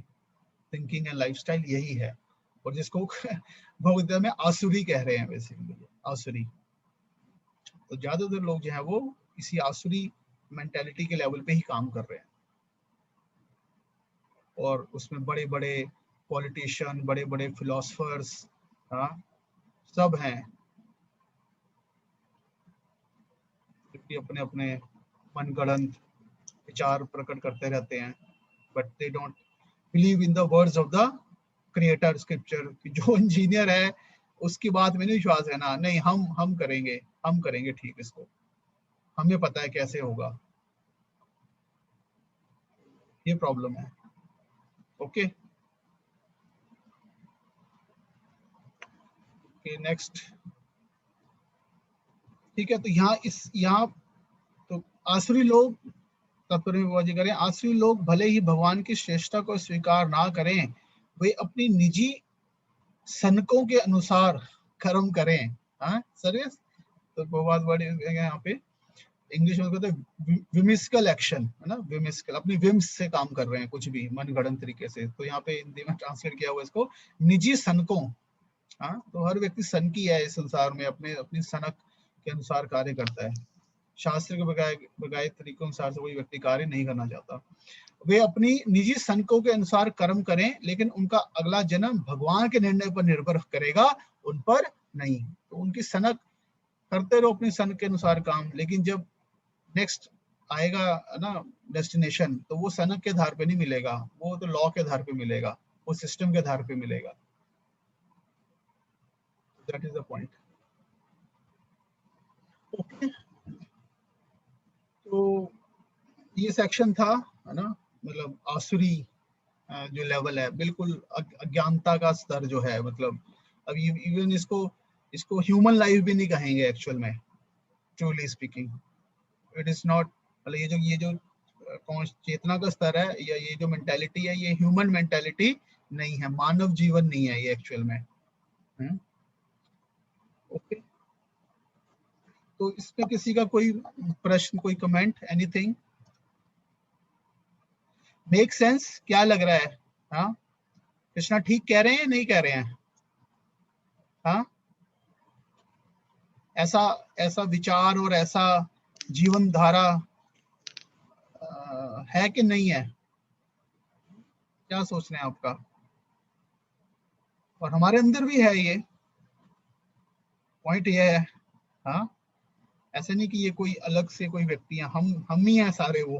हाँ, तो हम सबके अंदर ये, है ना, ये विचारधाराएं हैं, ये है हम सबके अंदर एक्चुअल में। पॉइंट है कि हमें मतलब इसके प्रति अवेयर बनना है। हाँ, we have to become aware of it, और इससे ऊपर उठना है, that is the point. Otherwise इसका रिजल्ट कृष्णा बता ही रहे हैं, रिजल्ट क्या है।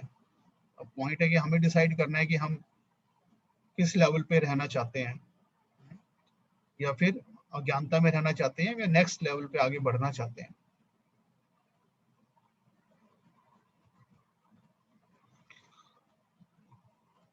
तो इसलिए we have to be very careful कि जो मोस्टली जितना हम आज के समय में जो प्रोपेगेंडा हो रहा है, कमर्शियल प्रोपेगेंडा, इवन बड़े सिस्टमैटिक तरीके से जो ब्रेन वॉशिंग हो रही है मीडिया के थ्रू, बुक्स के थ्रू, तो we have to be very very careful. ये मोस्टली यही आसुरी लेवल की बातें हो रही हैं, दैट्स इट। इंद्र तृप्ति ही है वो, ये आपको कन्विंस कर रहे हैं कि बस दैट्स इट, और कुछ ज्यादा सोचने की जरूरत नहीं है। तो we have to be very very careful, है ना। और केयरफुल तभी रह पाएंगे तो जब हम ये भगवद गीता पढ़ेंगे, और यहाँ पे बताया जा रहा है कि ये तो सबसे लो लेवल की चीज है, ये रियल एडवांसमेंट या रियल प्रोग्रेस नहीं है, जिसको प्रोग्रेस के रूप में प्रोजेक्ट किया जा रहा है, एडवांसमेंट, प्रोग्रेस के रूप में जिसको लेके हम मतलब बड़े प्राउड फील करते हैं, but actually it is not advancement as per Bhagavad Gita, but आसुरी लेवल है ये। ओके, नाउ अब इससे नेक्स्ट लेवल जो क्या बता रहे हैं, है ना, अब इससे नेक्स्ट लेवल है जहां पे वी एक्सेप्ट, यस, है ना, कि हाँ कोई परम शक्ति है, अब वो भगवान है, देवता है, वो ज्यादा कुछ क्लियर नहीं है, बट कि हम हायर हायर हायर पावर्स के ऊपर, है ना, हायर बीइंग्स के ऊपर डिपेंडेंट है अपनी भौतिक आवश्यकताओं की पूर्ति के लिए। हम ऊपर वाले के ऊपर डिपेंडेंट है, उसकी कृपा हमें चाहिए, उसकी, है ना, मतलब हम खुद प्रयास करते हैं, लेकिन फिर ऐसा होता है ना कि जैसे हम पहले खुद प्रयास करते हैं, फिर कुछ काम नहीं बनता, फिर हमें लगता है कि हमें अब, है ना, सपोर्ट चाहिए जरा, हाँ, किसी पावरफुल पर्सन की सपोर्ट चाहिए, है ना। तो वो पावरफुल बीइंग्स क्या है बेसिकली, हाँ, अभी इस लेवल पे व्यक्ति को जल्दी क्लैरिटी होती है कि भगवान कौन है, देवता कौन है, मतलब हायर बीइंग्स हैं जो कि आशीर्वाद देंगे, तो उससे हमें भौतिक जो हमारी इच्छाओं की पूर्ति होगी, हाँ। और उनके बारे में कहा, उनकी पूजा कैसे करनी है, क्या करना है, तो वो स्क्रिप्चर्स में बताया गया है, कैसे प्रेयर करनी है, यज्ञ करने हैं, है ना, लाइक दैट। तो ये एक लेवल नेक्स्ट हो गया उससे, हाँ। तो क्या बता रहे हैं, देवान भाव्याते नेना ते देवा भावयन्तु वा परस्परम भावयन्ता श्रेयः परमा व वाप्यस्तः श्रेयः। तो क्या बता रहे हैं कि, पढ़िए, कोई पढ़ सकता है ट्रांसलेशन,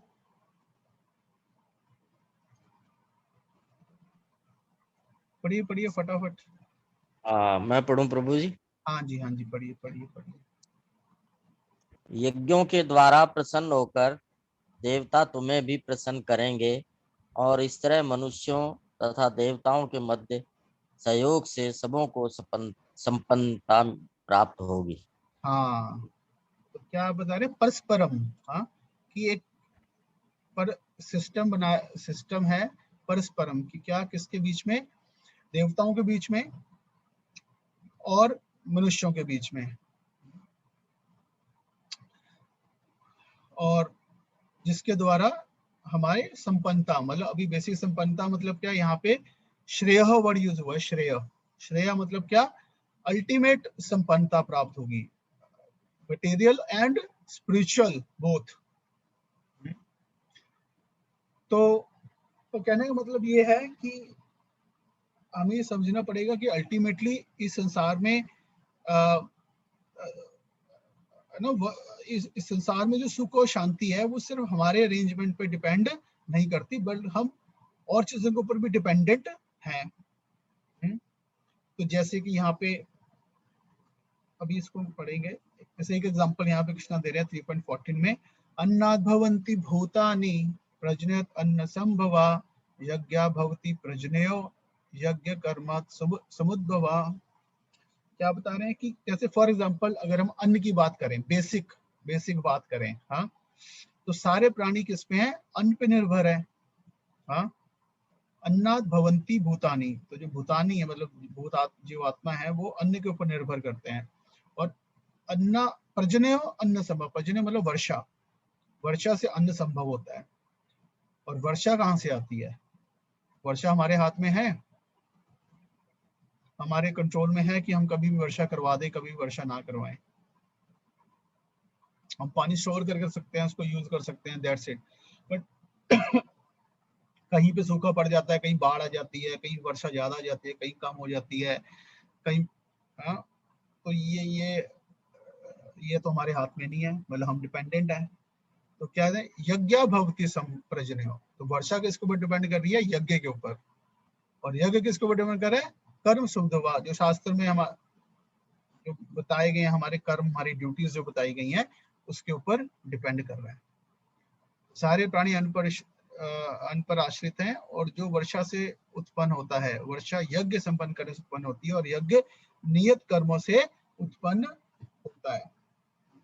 कहने का मतलब ये है कि फॉरगेट, अगर एक लेवल पे अगर स्पिरिचुअलिटी की बात ना करें, हम आत्मा के स्तर की बात करें, इवन भौतिक संसार में डिपेंड होने के लिए हमें यज्ञ का मतलब, कहने का मतलब ये है कि यज्ञ का एक मतलब हो गया यज्ञ फायर सैक्रिफाइस की, जैसे हम नॉर्मली देखते हैं यज्ञ, है ना, हवन यज्ञ इसको बोलते हैं, होमा बोलते हैं इसको, इसमें हम अग्नि में, है ना, चीजें डाल रहे हैं बेसिकली, हाँ, इंग्रेडिएंट्स डाल रहे हैं, हाँ। तो वो तो इसका एक स्पेसिफिक मीनिंग हो गया। तो यज्ञ का वैसे मतलब क्या हुआ, सेक्रीफाइस, मतलब कि कुछ ना कुछ त्याग करना, क्योंकि यज्ञ में हम क्या कर रहे हैं, कुछ ना कुछ त्याग कर रहे हैं बेसिकली। हाँ, कहने का मतलब ये कि ये सिस्टम इस तरह से डिजाइन किया कि हम सिर्फ ले नहीं सकते हैं, हमें देना भी पड़ेगा, है ना। तो इस तरह से सिस्टम को डिजाइन किया गया है कि हम सिर्फ लेते नहीं रह सकते, हमें देना भी पड़ेगा। तो देवता क्या है बेसिकली, यहाँ पे इसको बताते हैं, देवतागण संसारिक कार्यों के लिए अधिकार प्राप्त प्रशासक हैं। जैसे यूनिवर्सल गवर्नमेंट है, उसमें अलग अलग डिपार्टमेंट्स हैं, फायर मतलब है ना, वाटर डिपार्टमेंट, इलेक्ट्रिसिटी डिपार्टमेंट, हाँ, एनर्जी डिपार्टमेंट, इस तरह से अलग अलग डिपार्टमेंट है। और वो डिपार्टमेंट जो है वो उसके डिपार्टमेंट का अल्टीमेटली डिपार्टमेंट हेड्स होते हैं, हाँ, जो कि डिसाइड करते हैं कि कहाँ पे क्या कितना देना है, लाइक दैट। ऑफ कोर्स वो खुद डायरेक्टली नहीं देने जाते, उन्होंने सिस्टम बनाया होता है आगे, है ना, सिस्टम के द्वारा सब कुछ चलता है, लेकिन अल्टीमेटली वो डिसाइड करते हैं कहाँ पे कितना देना है, क्या नहीं देना है। प्रत्येक जीव द्वारा शरीर धारण करने के लिए आवश्यक वायु, प्रकाश, जल तथा अन्य सारे वर उन देवताओं के अधिकार में है जो भगवान के शरीर के विभिन्न भागों में असंख्य सहायकों के रूप में स्थित हैं। तो जो देवता क्या है, भगवान के असिस्टेंट्स हैं। तो एक प्राइम मिनिस्टर है और बाकी कौन है, मिनिस्टर्स हैं, अलग अलग मिनिस्ट्रीज हैं। उनकी प्रसन्नता तथा अप्रसन्नता मनुष्य द्वारा यज्ञ की संपन्नता पर निर्भर है। कहना मतलब ये कि ऑफ कोर्स वो डिपेंडेंट नहीं है ना, उनके उनके पास अपना अपना घर है, जैसे मिनिस्टर है ना, उनके पास अपना सब कुछ है, बट अगर हम उनको प्रसन्न, उनकी प्रसन्नता, लेकिन उनको अगर हम प्रसन्न करते हैं तो उससे मतलब हमें हमें फायदा होता है। तो उनकी प्रसन्नता तथा अप्रसन्नता यज्ञों पर निर्भर करती है। यज्ञों को संपन्न करने से तो एक तो ये हो गया मटेरियल बेनिफिट, है ना, कि सिस्टम जैसे बिजली, जैसे इलेक्ट्रिसिटी डिपार्टमेंट है, तो इलेक्ट्रिसिटी डिपार्टमेंट में हम ये नहीं है बस बिजली लेते रहेंगे, हमें उसका बिल भी देना होगा, है ना। तो लाइक दैट, तो इसी प्रकार से। और वो क्यों ऐसा, अल्टीमेटली वो ये सिखाने के लिए कि हम, है ना, हमें अल्टीमेटली भगवान को देना है या भगवान की सेवा करनी है, अल्टीमेटली उस स्तर पे लाने के लिए, है ना। और वो कैसे उसे बता रहे हैं, अल्टीमेटली फिर यज्ञों को संपन्न करने से अन्य लाभ भी होते हैं जिनसे अंततः भव बंधन से मुक्ति मिल जाती है। अल्टीमेटली व्यक्ति जो हम इनडायरेक्टली हम शास्त्रों का पालन कर रहे हैं, इनडायरेक्टली भगवान की सेवा कर रहे हैं, उसमें विष्णु मंत्र का उच्चारण हो रहा है, हाँ, यज्ञ के सारे कर्म पवित्र हो जाते हैं, जैसे कि वेद वचन है, आहार शुद्धो सत्व शुद्धो ध्रुवा स्मृति स्मृति लब्धे सर्वगंतिना विप्रमोक्षा। जैसे हम बता रहे हैं कैसे कि यज्ञ से मनुष्य के खाद्य पदार्थ शुद्ध हो जाते हैं। शुद्ध भोजन करने से मनुष्य जीवन शुद्ध हो जाता है। जीवन शुद्ध होने से स्मृति की सूक्ष्म तंतु मतलब इंटेलिजेंस जो है, हमारी ब्रेन है, वो शुद्ध हो जाता है। और उन स्मृति तंतुओं के शुद्ध होने से मनुष्य मुक्ति मार्ग का चिंतन कर सकता है। और ये सब मिलकर कृष्ण भावनामृत तक पहुंचाते हैं, जो आज के समाज के लिए सर्वाधिक आवश्यक है। तो अल्टीमेटली स्पिरिचुअल प्लेटफॉर्म पे कैसे आएगा वो धीरे धीरे, जब उसमें एक बड़ा इंपॉर्टेंट रोल बता रहे हैं प्योर फूड का, बेसिकली प्योर फूड से भी यज्ञ एक्चुअली इससे रिलेटेड एक नेक्स्ट श्लोक भी है 2.13 सॉरी 3.13, बट वो अभी मैंने यहाँ पे नहीं लिया, वो जो हम डिस्कस करेंगे अलग से प्रसादम वाला पॉइंट, तो उसमें वो लेंगे। यज्ञ शिष्टानी मुचंते सर्व किल्बिषा, बताते हैं कि यज्ञ का जो ना शिष्ट है, बेसिकली जो प्रसाद है, जो ऑफर हो गया, तो वो क्या हो गया, वो शुद्ध हो गया। वो तो उसको खाने से क्या होता है, जैसे यहाँ पे बताया गया है ना, स्मृति, ध्रुव स्मृति, सर्व ग्रंथि ना विप्रमोक्षा, मतलब क्या, इससे हमारी इंटेलिजेंस है वो प्योर होती है, और फिर प्योर माइंड से ही हम समझ सकते हैं आध्यात्मिक चीजों को। इसलिए ये जरूरी होता है कि हम एक बेसिक गुडनेस, एक सतोगुण रखेंगे, तभी हम आध्यात्मिक चीजों को समझ सकते हैं। ऐसे नहीं कि मीट खा रहे हैं, ये कर रहे हैं, वो कर रहे हैं, अच्छा हम बैठ के भगवद गीता पढ़ेंगे, है ना। स्कॉलर्स डू लाइक दिस, कि हाँ चलो आज हम ना, like there are many department of religion, यहाँ पे वहां पे भी ये इस तरह से भगवद गीता पे चर्चा होती है, बट वो उसकी सूक्ष्म जो है ना चीजें उसको नहीं समझ पाते, क्योंकि सतोगुण में नहीं है। खा रहे हैं साथ में, है ना, कुछ मीट खा रहे हैं, भगवद गीता पढ़ रहे हैं, तो इससे भगवद गीता नहीं समझ में आएगी। उसके लिए मन भी शुद्ध होना चाहिए। तो जैसे हमने पढ़ा था ना, हरे कृष्ण चैंटिंग करने से और शुद्ध भोजन प्रसाद पाने से फिर हमारा मन भी शुद्ध होता है। तो कहने का मतलब ये है कि ये यज्ञ का ये क्रम कांड का सिस्टम बनाया गया है, जिसका इसका पर्पस क्या है, अच्छा भाई तुम्हारी भौतिक नीड है, अच्छा उसको पूरा करो, उसके लिए ये यज्ञ है। तो बहुत प्रकार के यज्ञ वेदों में बताए गए हैं, लेकिन अल्टीमेटली उनका पर्पस क्या है, स्पिरिचुअल एडवांसमेंट है, जैसे कि यहाँ पे बताया गया। श्रेय, अल्टीमेटली श्रेय मतलब लॉन्ग टर्म बेनिफिट है उसका। और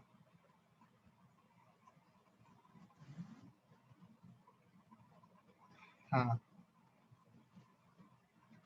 तो सेकंड चैप्टर में बताते हैं 42 और 43 श्लोका में, यामिमां पुष्पिता वाचम प्रवदन्ति विपाश्रिता वेदवादरता पार्था नान्य न अन्यद अस्तिवादिना कामात्मना स्वर्गपरा जन्म कर्म फलाप्रदम क्रिया विशेष बहुलम भोग ऐश्वर्या गतिम प्रति। पढ़िए जी, ट्रांसलेशन पढ़िए।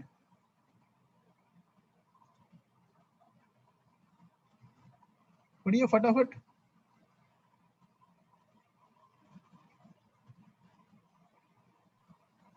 मैं पढ़ती हूँ जी। अल्पज्ञानी मनुष्य वेदों के उन अलंकारिक शब्दों के प्रति अत्यधिक आसक्त रहते हैं जो स्वर्ग की प्राप्ति, अच्छे जन्म, शक्ति इत्यादि के लिए विविध सकाम कर्म करने की संस्तुति करते हैं। इंद्रिय तृप्ति तथा ऐश्वर्यमय जीवन की अभिलाषा के कारण वे कहते हैं कि इससे बढ़कर और कुछ नहीं है। हाँ, तो अब ये जो कर्म कांड जो अब जो शास्त्र हैं उसमें कर्म कांड के जो स्क्रिप्चर्स हैं और 95% वही हैं, क्योंकि ज्यादा डिमांड उसी की है, क्योंकि ज्यादातर लोग मटेरियल ही चाहते हैं, है ना, मटेरियल गेन ही चाहते हैं। तो स्क्रिप्चर्स भी मेजोरिटी ऑफ शास्त्र भी वही दे रहे हैं। याम इमाम पुष्पिताम वाचम, पुष्पिता मतलब फ्लावरी वर्ड्स, कि जो स्क्रिप्चर्स के जो वर्ड्स हैं वो वेदों के जो फ्लावरी जो बातें बताई गई हैं ना, उनमें स्वर्ग की प्राप्ति, वहां पे आनंद, हाँ, तो वो उनके प्रति क्या है, क्या रहते हैं, विपाश्रिता, उसके प्रति वो अट्रैक्टेड हो जाते हैं वेदों में। और वो कहते हैं कि मतलब बस यही है ना। और ज्यादातर इवन सनातन धर्म क्या, इवन चाहे हम क्रिश्चियनिटी की बात करें, चाहे इस्लाम की बात करें, तो वो जन्नत की बात करते हैं और वो हेवन की बात करते हैं, go in heaven and enjoy there. तो इस प्रकार से मतलब ज्यादातर मतलब मेजोरिटी ऑफ जो रिलीजन है, जिसको है ना कहेंगे मटेरियल रिलीजन, भौतिक धर्म जो है, वो लोग इसी लेवल पे धर्म को फॉलो करते हैं एक्चुअल में। याम इमाम पुष्पिता वाचम, ये करने से ये फल मिलेगा, मनोकामना पूरी होगी। आजकल मंदिरों के नाम भी ऐसे रहते हैं, ये इतने मनोकामना पूर्ण मंदिर, लाइक दैट, पता नहीं कुछ कि मतलब भगवान मतलब मनोकामना पूर्ण, दैट्स इट। यज्ञ मतलब मनोकामना पूर्ण है ना। भगवान कह रहे ये भी ठीक है एक लेवल पे, बट इसमें प्रॉब्लम्स हैं। हाँ, तो क्या बता रहे हैं, एक तो ये क्या कि मतलब वो सोचते हैं कि बस इसके परे और कुछ नहीं है। काम आत्मना स्वर्ग परा, कि इंद्र तृप्ति और ऐश्वर्य में जीवन के अभिलाषा के कारण वे कहते हैं कि इससे बढ़कर और कुछ नहीं है। यही है शास्त्र, मतलब क्या, यही तो कर्म कांडी जो शास्त्र हैं वो यही बात करते हैं। तो यहाँ तात्पर्य में प्रभा जी बता रहे हैं, कोई पढ़ेगा इसको, तात्पर्य पढ़ सकते हैं। Would you like to read? मैं पढ़ूं प्रभु जी? हाँ जी, पढ़िए। साधारणतः सब लोग अत्यंत बुद्धिमान नहीं होते और वे अज्ञान के कारण वेदों के कर्मकांड भाग में बताए गए सकाम कर्मों के प्रति अत्यधिक आसक्त रहते हैं। वे स्वर्ग में जीवन का आनंद उठाने के लिए इंद्रिय तृप्ति करने वाले प्रस्तावों से अधिक और कुछ नहीं चाहते, जहाँ मदिरा तथा तरुणियाँ उपलब्ध हैं और भौतिक ऐश्वर्य सर्वसामान्य है। वेदों में स्वर्गलोक पहुंचने के लिए अनेक यज्ञों की संस्तुति है, जिनमें ज्योतिषोम यज्ञ प्रमुख है। वास्तव में वेदों में कहा गया है कि जो स्वर्ग जाना चाहता है उसे ये यज्ञ संपन्न करने चाहिए, और अल्प ज्ञानी पुरुष सोचते हैं कि वैदिक ज्ञान का सारा अभिप्राय इतना ही है। ऐसे लोगों के लिए कृष्ण भावनामृत के दृढ़ कर्म में सिद्ध हो पाना अत्यंत कठिन है। जिस प्रकार मूर्ख लोग विषैले वृक्षों के फूलों के प्रति बिना ये जाने कि इस आकर्षण का फल क्या होगा आसक्त रहते हैं, उसी प्रकार अज्ञानी व्यक्ति स्वर्गिक ऐश्वर्य तथा तत्जनित इंद्रिय भोग के प्रति आकृष्ट रहते हैं। वेदों में कर्मकांड भाग में कहा गया है, अपाम सोम नहीं वेता। आप ये जो स्लाइड पे जो स्लाइड पे पढ़ा है उसको पढ़िए, मैंने सारे कुछ मतलब पूरे परपट नहीं है, इसमें से कुछ पॉइंट्स हैं। ऐसे लोगों को भवबंधन से, ऐसे लोगों को भवबंधन से मुक्ति में कोई श्रद्धा नहीं होती और वे वैदिक यज्ञों की तड़क भड़क से विशेष आसक्त रहते हैं। वे सामान्य विषयी होते हैं और जीवन में स्वर्गिक आनंद के अतिरिक्त और कुछ नहीं चाहते।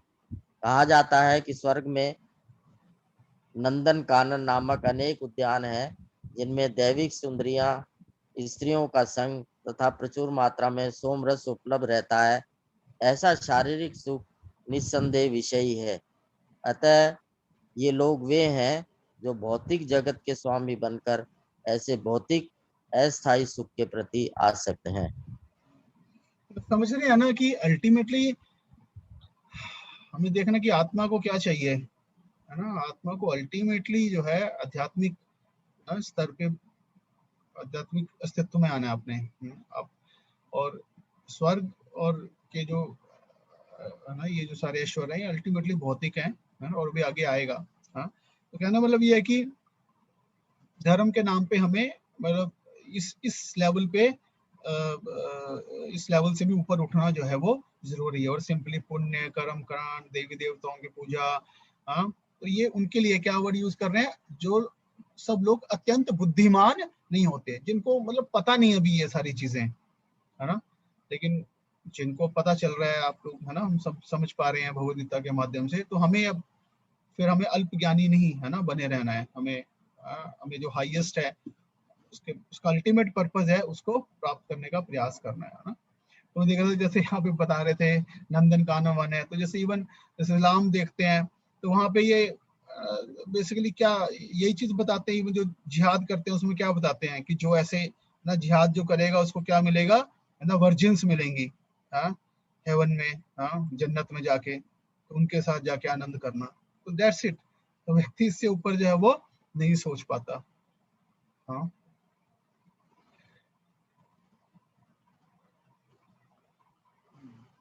तो क्या बता रहे हैं फिर, तेतम भुक्त्वा स्वर्गलोकम विलक्षणे पुण्य मृत्यु लोके विशन्ति एवं त्रिधर्मा मनुप्रपन्ना गता गतम काम कामा लभन्ते।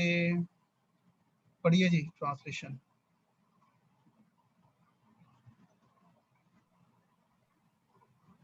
हरे कृष्ण प्रभु जी, मैं पढ़ूं? हरे कृष्णा भावना माता जी पढ़िए।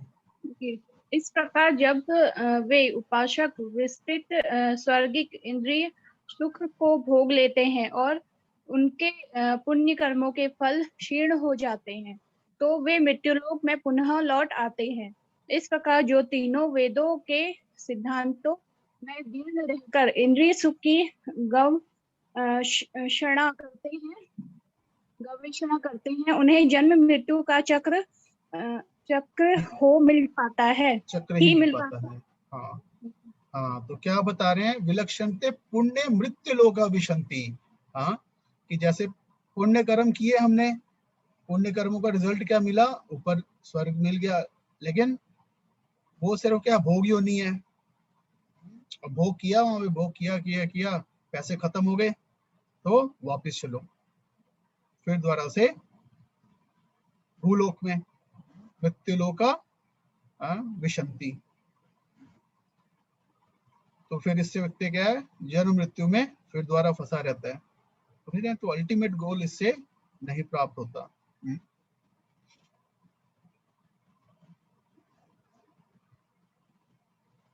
सारांश यह है कि वैकुंठ लोक ना जाकर स्वर्ग तथा मृत्यु लोक के बीच जन्म मृत्यु चक्र में घूमता रहता है।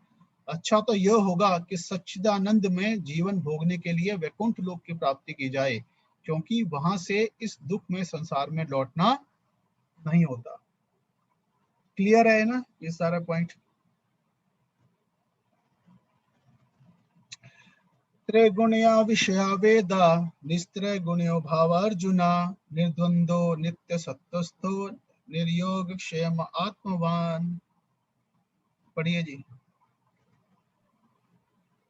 वेदों में मुख्यतः प्रकृति के तीनों गुणों का वर्णन हुआ है।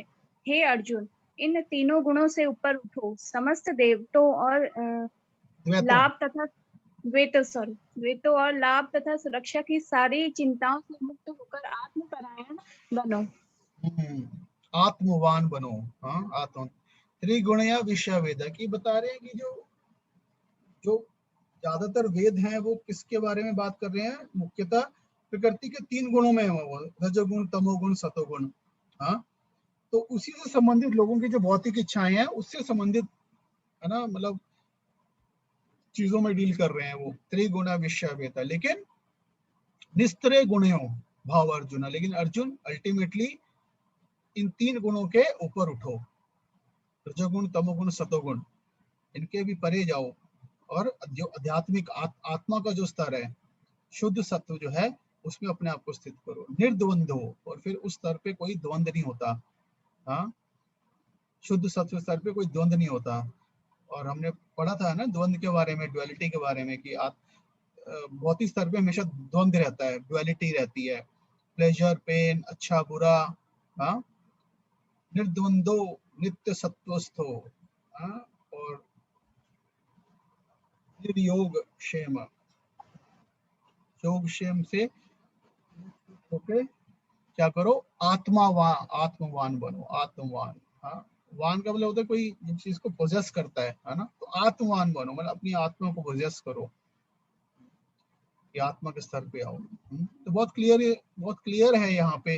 हाँ, तो हम देख सकते हैं कितना एक है ना सिस्टमेटिक तरीके से यहाँ पे, और ये कितना मतलब डीप और कितना सिस्टमेटिक सिस्टम जो ये भगवान ने क्रिएट किया अल्टीमेटली, ताकि हर व्यक्ति को अपॉर्चुनिटी मिल सकती है कि वो धीरे धीरे आध्यात्मिक जीवन में आगे बढ़ सके, अगर वो सम अदर उसमें आ जाता है।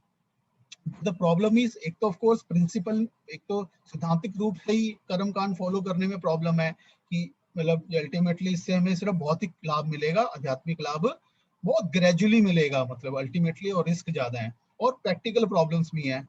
हाँ, ओके, पहले ये पढ़ते हैं, उसके बाद देन विल डिस्कस। यावानार्थ उद्पाने सर्वतः संप्लुतोदके तावान सर्वेषु वेदेषु ब्राह्मणस्य विजानतः। पढ़िए जी, ट्रांसलेशन पढ़िए कोई। मैं पढ़ूं प्रभु? हाँ जी पढ़िए। एक छोटे से कप का सारा कार्य एक विशाल जलाशय से तुरंत पूरा हो जाता है। इसी प्रकार वेदों के आंतरिक तात्पर्य जानने वाले को उनके सारे प्रयोजन सिद्ध हो जाते हैं। एक छोटे से कूप मतलब कुआं हो गया है ना, एक छोटे से कूप या कुएं का सारा कार्य एक विशाल जलाशय से तुरंत पूरा हो जाता है। बता रहे हैं कि अगर किसी के पास जलाशय है, पूरा तालाब है या है ना, तो उसको छोटे से कुएं की जरूरत नहीं है। क्लियर हो गया है ना? तो एक काम, कूप का सारा काम जलाशय से अपने आप हो जाता है। तो उसी प्रकार जो वेदों का असली पर्पस समझ लेता है, क्योंकि यह भक्ति करना, भगवान को सरेंडर करना, और उसमें स्थित हो जाता है, तो उसके सारे प्रयोजन सिद्ध हो जाते हैं। तो उसको अलग से सॉरी तो उसको अलग से कुआं नहीं खोदना पड़ता, उसको अलग से कर्म कांड या देवी देवताओं की पूजा करने की जरूरत नहीं है, क्योंकि उसके पास जलाशय आ गया है। क्लियर है?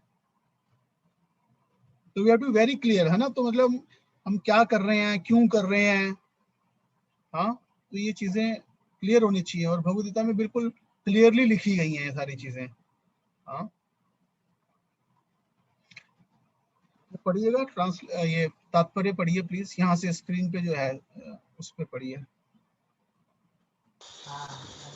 मनुष्य को इतना बुद्धिमान तो होना ही चाहिए कि केवल अनुष्ठानों के प्रति आसक्त न, आगे स्क्रीन में, वेदों के उद्देश्य को समझे और अधिकाधिक इंद्रिय तृप्ति के लिए ही स्वर्ग लोक जाने की कामना न करे।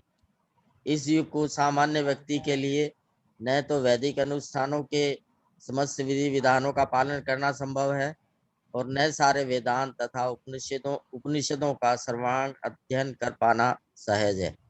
वेदों के उद्देश्य को संपन्न करने के लिए प्रचुर समय, शक्ति, ज्ञान तथा साधन की आवश्यकता होती है। इस युग में ऐसा कर पाना संभव नहीं है, किंतु वैदिक संस्कृति का परम लक्ष्य भगवान नाम कीर्तन द्वारा प्राप्त हो जाता है, जिसकी संस्तुति पतित आत्माओं के उद्धारक भगवान चैतन्य द्वारा हुई है। वेदांत दर्शन के परम उद्देश्य की पूर्ति भगवान के पवित्र नाम का संकीर्तन करने से हो जाती है। वेदांत वैदिक ज्ञान की पराकाष्ठा है और वेदांत दर्शन के प्रणेता तथा ज्ञाता भगवान कृष्ण है। सबसे बड़ा वेदांती तो वह महात्मा है जो भगवान के पवित्र नाम का जाप करने में आनंद लेता है। संपूर्ण वैदिक रहस्यवाद का यही परम उद्देश्य है। चरम उद्देश्य है। समझिए कितना very nicely Prabhupada has presented कि तो हमें वैसे बुद्धिमान बनना चाहिए कि हमें अल्टीमेटली वो नहीं करना। और प्रैक्टिकल क्या बता रहे हैं कि इस युग में मतलब किसी के पास ना तो वैदिक अनुष्ठानों के समस्त विधि विधानों को पालन करना संभव है। मतलब यज्ञ हम समझते हैं आज के टाइम में कौन यज्ञ करता है, कैसे यज्ञ करते हैं, किसी को मंत्र भी प्रॉपरली नहीं आते हैं, शुद्ध सामग्री नहीं होती है। हाँ, तो इवन हम मतलब यज्ञ जो है, जो कर्म कांडी जो चीजें हैं, देवी देवताओं की पूजा है, उसके भी विधान का हम प्रॉपरली पालन कर नहीं सकते, क्योंकि कोई उसको करने के लिए ट्रेंड ही नहीं है। वैदिक अनुष्ठानों के समस्त विधि विधानों का पालन करना संभव है, और ना ही क्या है, वेदांत तथा उपनिषदों का सर्वांग अध्ययन कर पाना सहज है। तो वेदों में जो सारी चीजें दी गई हैं, एक्चुअली उनको फॉलो करने के लिए हमें प्रचुर समय, शक्ति, ज्ञान तथा साधन की आवश्यकता होती है, क्योंकि कलयुग में किसके पास है? किसी के पास नहीं है। तो इसलिए क्या है ना, तो ऐसे में फिर क्या हम सबके लिए होप है? What is the hope? Hope is the chanting of the holy name, भगवान के पवित्र नाम का कीर्तन। त्रेधायतो विष्णु त्रेता येतो मुखई द्वापरे परिचरणायाम कलो तद्धरि कीर्तनात्। कल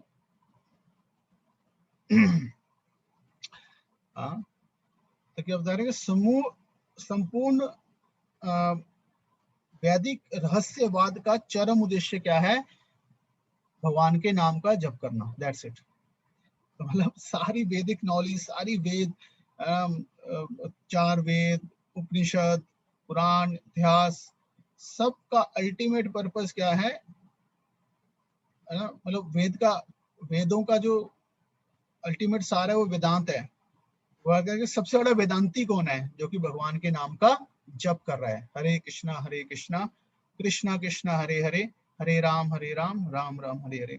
और ऐसे बहुत सारे मतलब श्लोकाद हैं जो कि ये इस चीज को बताते हैं अलग अलग शास्त्रों में, कि भगवान का नाम अगर हम लेते हैं तो बाकी सब कुछ जो है उसमें, सब चीजों के फल उसमें हमें मिल जाते हैं। इसी के तात्पर्य में प्रभुपाद जी एक है ना श्लोक बताते हैं 3rd कैंटो से, अहोश पाचो अतो गरियान यत वर्तते नाम तुभ्याम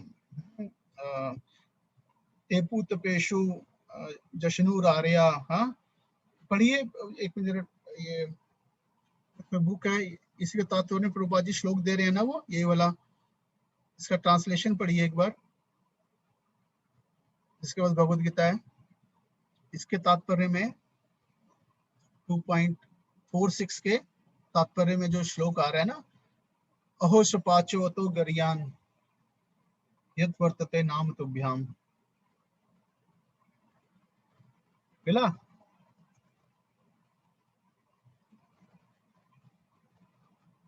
श्लोक है प्रभु जी? हाँ जी, कौन सा श्लोक है ये? हाँ, इसके तात्पर्य में एक ही श्लोक है भागवतम का। इसके तात्पर्य में प्रभुपाद जी ने एक श्लोक दिया हुआ है भागवतम का, अहोश पाचो अतो गरियान, वो वाला श्लोक सेकंड पैराग्राफ में है।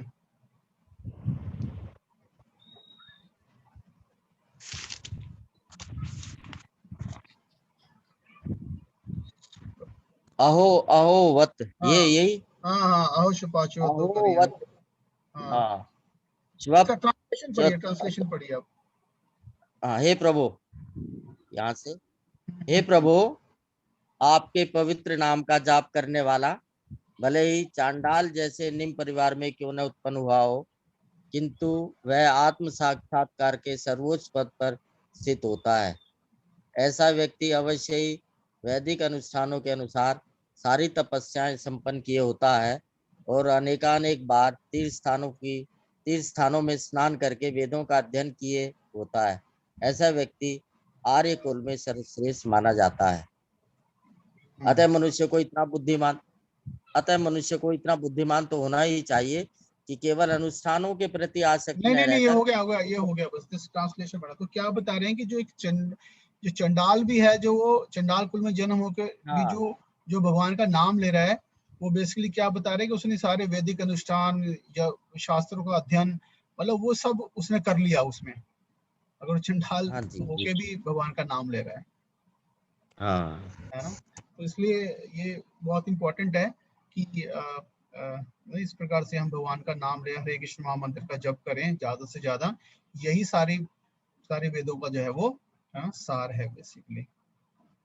ठीक है, तो यहीं पे आज इसको विराम देंगे। तो ये बेसिकली इसमें जो कर्म कांड सेक्शन है, तो इसमें हमने पढ़ा कि किस प्रकार से ये कर्म कांड है और किस प्रकार से हमें अल्टीमेटली इसके भी जो है वो बियॉन्ड जाना है। ठीक है, तो मैं यहीं पे इसको पहले विराम देता हूँ। तो हम एक बार रिकैप करेंगे, सारे एक एक पॉइंट बताएंगे। और अखिलेश प्रभु, आपका प्रश्न है तो आप पूछ सकते हैं, बताइए प्रभु जी। प्रभु जी, अभी ये श्लोक पढ़ा था कि यज्ञ करने से देवता प्रसन्न होंगे और वो हमें अन्न प्रदान करेंगे, जब जल वर्षा प्रदान करेंगे। और अंतिम श्लोक में लिखा हुआ है कि तमें सर्वधर्मान परित्यज्य मामेकम शरणं व्रज। तो इन दोनों में विरोधाभास? हाँ, विरोधाभास नहीं है, अलग अलग लेवल पे बता रहे हैं ना। तो यही तो आज हमने चर्चा करी कि अल्टीमेटली कर्मकांड का पर्पस उसी लेवल पे आना है, सर्वधर्मान परित्यज्य। तो जो सर्वधर्मान परित्यज्य करेगा तो उसको ये कर्मकांड के यज्ञ करने की जरूरत नहीं है, जो हरि नाम ले रहा है। देवी देवता तो अपने आप ही प्रसन्न हो गए। जब भगवान प्रसन्न हो गए तो फिर अलग से देवताओं के लिए हमें यज्ञ करने की जरूरत है ही नहीं है। इसलिए हम संकीर्तन यज्ञ करते हैं, है ना। संकीर्तन यज्ञ करते हैं, हरि नाम निकालते हैं, वो भी यज्ञ तो है, संकीर्तन यज्ञ। हाँ, इसमें चैतन्य संकीर्तन यज्ञ प्राय यंती सुमेधसा कृष्णा वर्णम तुषा कृष्णम सांगोपांगा सा पार्षदम यज्ञ संकीर्तन प्राय यंती सुमेधसा। तो बताते कलयुग में जो यज्ञ है वो है संकीर्तन यज्ञ।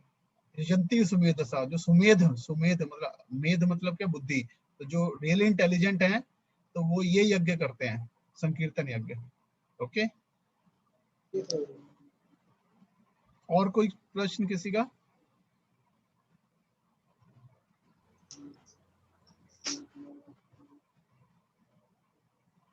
ओके, सो हम क्विकली एक बार रिकैप करेंगे। तो मैं एक एक पॉइंट सबसे रिक्वेस्ट करूंगा सारे शेयर करें और कोशिश करें रिपीट ना करें जो पॉइंट दूसरे ने शेयर कर दिया है। आई होप इतना हमने डिस्कस किया है। तो अखिलेश प्रभु, आपसे शुरू करते हैं। आप प्लीज एक पॉइंट शेयर कीजिएगा आज के सेशन से, जो आपको मतलब अच्छा लगा या फिर इम्पोर्टेंट लगा या इंस्पायरिंग लगा। जी तो जी आप नेक्स्ट शुरू करिए, मैं याद कर लूँ थोड़ा सोच लूँ। अच्छा, ठीक है। और कौन है? अक्षय कपूर प्रभु। हरे कृष्णा प्रभु जी। हरे कृष्णा। हाँ, कोई भी इसमें जैसे इसमें बताया था, जैसे क्रिश्चियन है, मोहम्मदन है, सब ईश्वर की प्राप्ति के लिए, इंद्रिय तृप्ति के लिए, ईश्वर की प्राप्ति के लिए वो करते हैं। तो उसके बाद वो एक टाइम के बाद अकाउंट खत्म हो जाता है, फिर वापस धरती पे आना पड़ता है। तो हमारा मेन मकसद जो है वैकुंठ लोक तक जाना है। तो उसके वो सब उससे ऊपर है, मतलब स्वर्ग से, इंद्रिय तृप्ति से ऊपर है, स्वर्ग से ऊपर है वो। तो वहाँ आगे तक जाना है उसके। Okay, very good, thank you. और बद्रीनाथ प्रभु,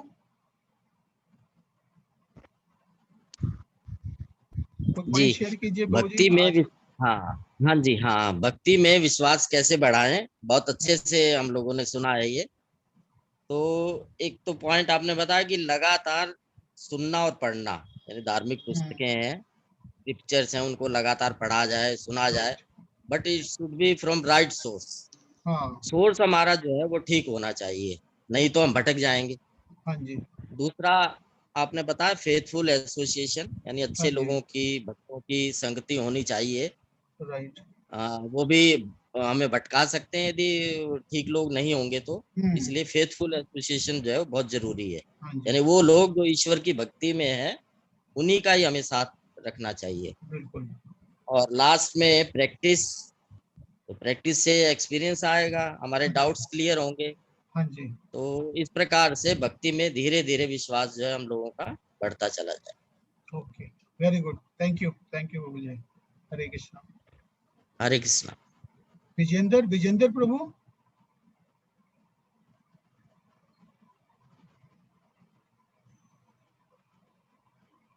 विजेंद्र प्रभु। डॉक्टर पारुल माहेश्वरी माता जी। जी जी हरे कृष्णा। जी मैंने मुझे ये पॉइंट याद है कि जैसे जो प्रभु भक्ति में हमें मतलब लॉजिक और इंटेलेक्ट से भी ऊपर उठना पड़ता है, मतलब उसके परे भी काफी कुछ है। अगर हम सरेंडर कर देते हैं तो ही भगवान को पा सकते हैं। मतलब we don't need to be scholars actually, we need to be true devotees या फिर भक्त हाँ एक्चुअली।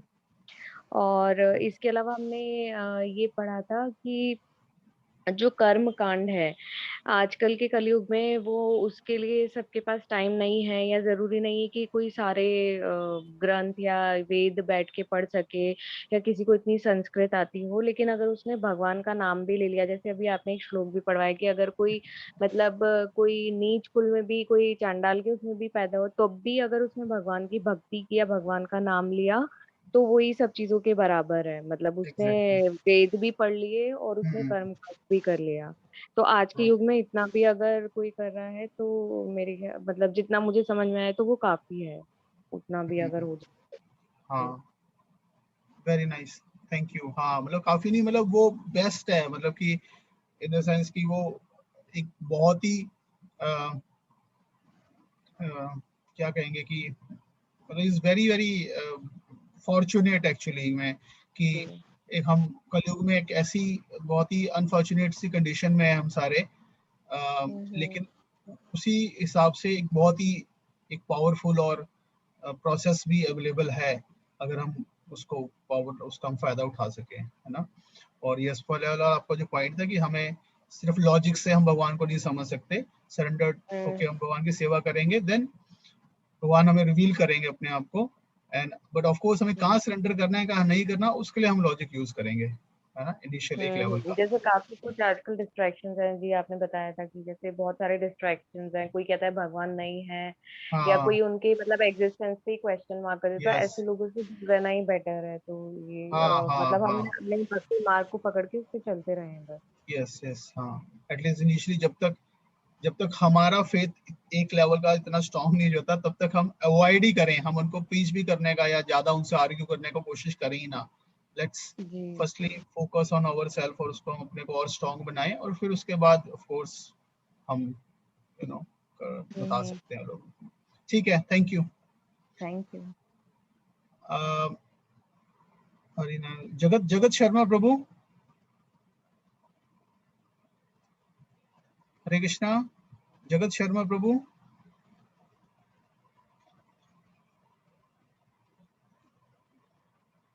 ओके। कंचन कंचन कुमारी माता जी। कंचन माता जी। हरे कृष्णा प्रभु जी। हरे कृष्णा माता जी, कोई एक पॉइंट शेयर कीजिए आज के। हाँ प्रभु जी, आपने बताया था ईर्ष्यालु लोगों के बारे में, हाँ भगवान से क्रूर, नराधम, आसुरी योनि, भवसागर, ये बताया था आपने। Okay okay. क्या बताया था उसमें, मतलब क्या क्या वो मतलब किस किस संदर्भ में बताया था, वो क्या क्या पॉइंट था वहाँ पे। पॉइंट तो बहुत ज्यादा याद नहीं है प्रभु जी। ओके ओके, आपको कुछ वर्ड्स याद हैं? हाँ, ईर्ष्यालु, भगवान क्रूर, ये बताया था। और जो लास्ट में आपने अभी बताया जी कि भगवान मतलब जो अच्छे लोग हैं वो संकीर्तन से ही सब लिया गया और ये करते हैं, तो ओके ये मुझे याद। ओके, थैंक यू माता जी। हरे कृष्णा। हरे कृष्णा प्रभु जी। जगत शर्मा प्रभु आप हैं, कुछ बताना चाहेंगे? Otherwise we move next. Krishna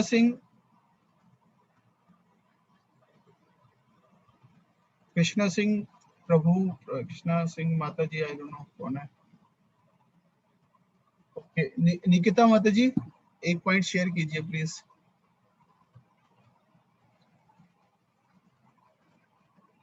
Nikita माता जी,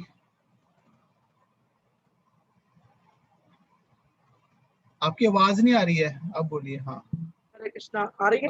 हाँ अब आ गई, पहले म्यूट था आपका माइक। श्रद्धा भक्ति के द्वारा तथा हरे कृष्ण महामंत्र जप करके हमारा हार्ट प्योर हो जाता है। उसके लिए हमें बहुत प्रैक्टिस करनी पड़ेगी तथा भक्तों का संग करना बहुत जरूरी है। भक्तों की संगति से ही श्रद्धा उत्पन्न होती है। इसलिए आपने ये भी बोला कि इसके लिए हमें रीडिंग करनी पड़ेगी, मतलब शास्त्रों की जितना हो सके फेथफुल एसोसिएशन की जरूरत है, प्रैक्टिस करने की जरूरत है। का प्लांट जैसे हम जो पौधा वो करते हैं, मतलब किसी तरह सेवा करते हैं, तो कैसे करते हैं? धीरे धीरे करते हैं। तो हमें बहुत केयरफुल रहना चाहिए इन सब चीजों में। आध्यात्मिक उसमें बहुत आगे बढ़ने के समय मतलब धीरे धीरे कदम रखना है, बहुत मतलब क्या बोलते हैं, केयरफुली रखना। ओके ठीक है माता जी, thank you. Hare Krishna. Puja and Kanchan माता जी। प्रभु जी। हाँ जी बताइए माता जी, कोई पॉइंट अभी जो कवर हो गया, अगर उससे कुछ और एक्स्ट्रा पॉइंट्स है तो बता दीजिए प्लीज। इसमें ये बताया गया ना कि जो अज्ञानी होते हैं तो वो जैसे शास्त्रों में संदेह करते हैं, तो मतलब वो मतलब इस लोक में तो सुख पाते नहीं है और वो दूसरे लोक में भी नहीं पाते हैं।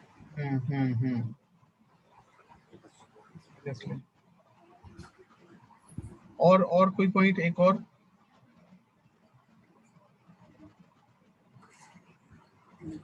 अब मैंने दो प्रकार की एक्सट्रीम्स की बात की थी when it comes to faith, तो वो दो एक्सट्रीम्स कौन कौन से थे?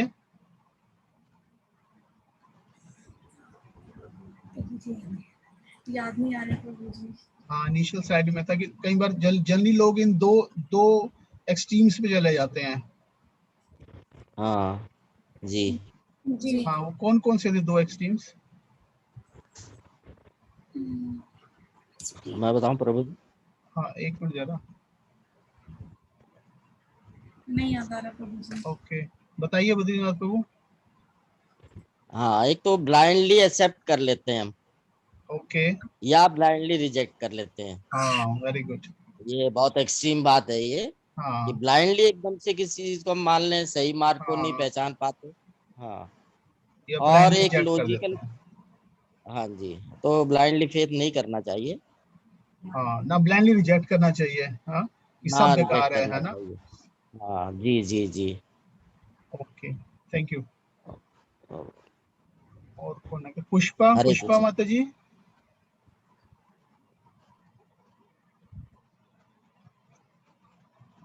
पुष्पा माता जी। हरे कृष्ण प्रभु जी। हरे कृष्णा माता जी, कुछ एक पॉइंट शेयर कीजिए प्लीज आज के सेशन से, कुछ जो भी आपको अच्छा लगा हो। प्रभु जी जैसे इंद्रिय तृप्ति के लिए सब लोग कर्म करते हैं कि स्वर्ग जाना है, स्वर्ग जाके इंद्रिय तृप्ति में अपना टाइम लगा, अपना खुशी से अपना वो करते हैं कि अपनी इंद्रिय तृप्ति पूरी करें करके। लेकिन वो इंद्रिय तृप्ति जब तक उनके कर्म अच्छे होते हैं तो तब तक वो कर पाते हैं। उसके बाद जब उनका वो समय खत्म हो जाता है तो उनको वापस बहुत ही जीवन के लिए भेज दिया जाता है। फिर वही वो कष्ट, वो उसी चक्र में फंसे रहते हैं कि हमें महामंत्र का नाम भगवान ने दिया है कि करके अपना जन्म मृत्यु के चक्र से हम निकलें। और ये महामंत्र ही केवल एक ही उपाय है कि हमें ये जन्म मृत्यु के चक्र से निकलने का। इसी की साधु संग करना चाहिए। साधु संग से हमें प्रेरणा मिलती है, हमें उनसे अच्छी बातें सुनने को मिलती है, गुरु की सेवा करनी चाहिए, गुरु की बातें सुननी चाहिए।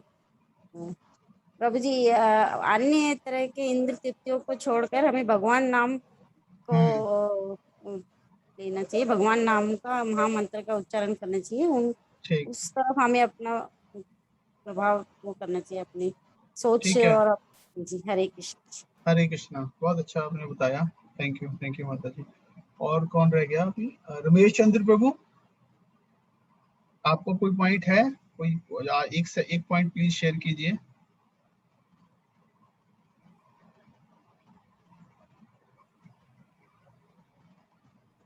शिवराम प्रभु, कोई पॉइंट शेयर कीजिए।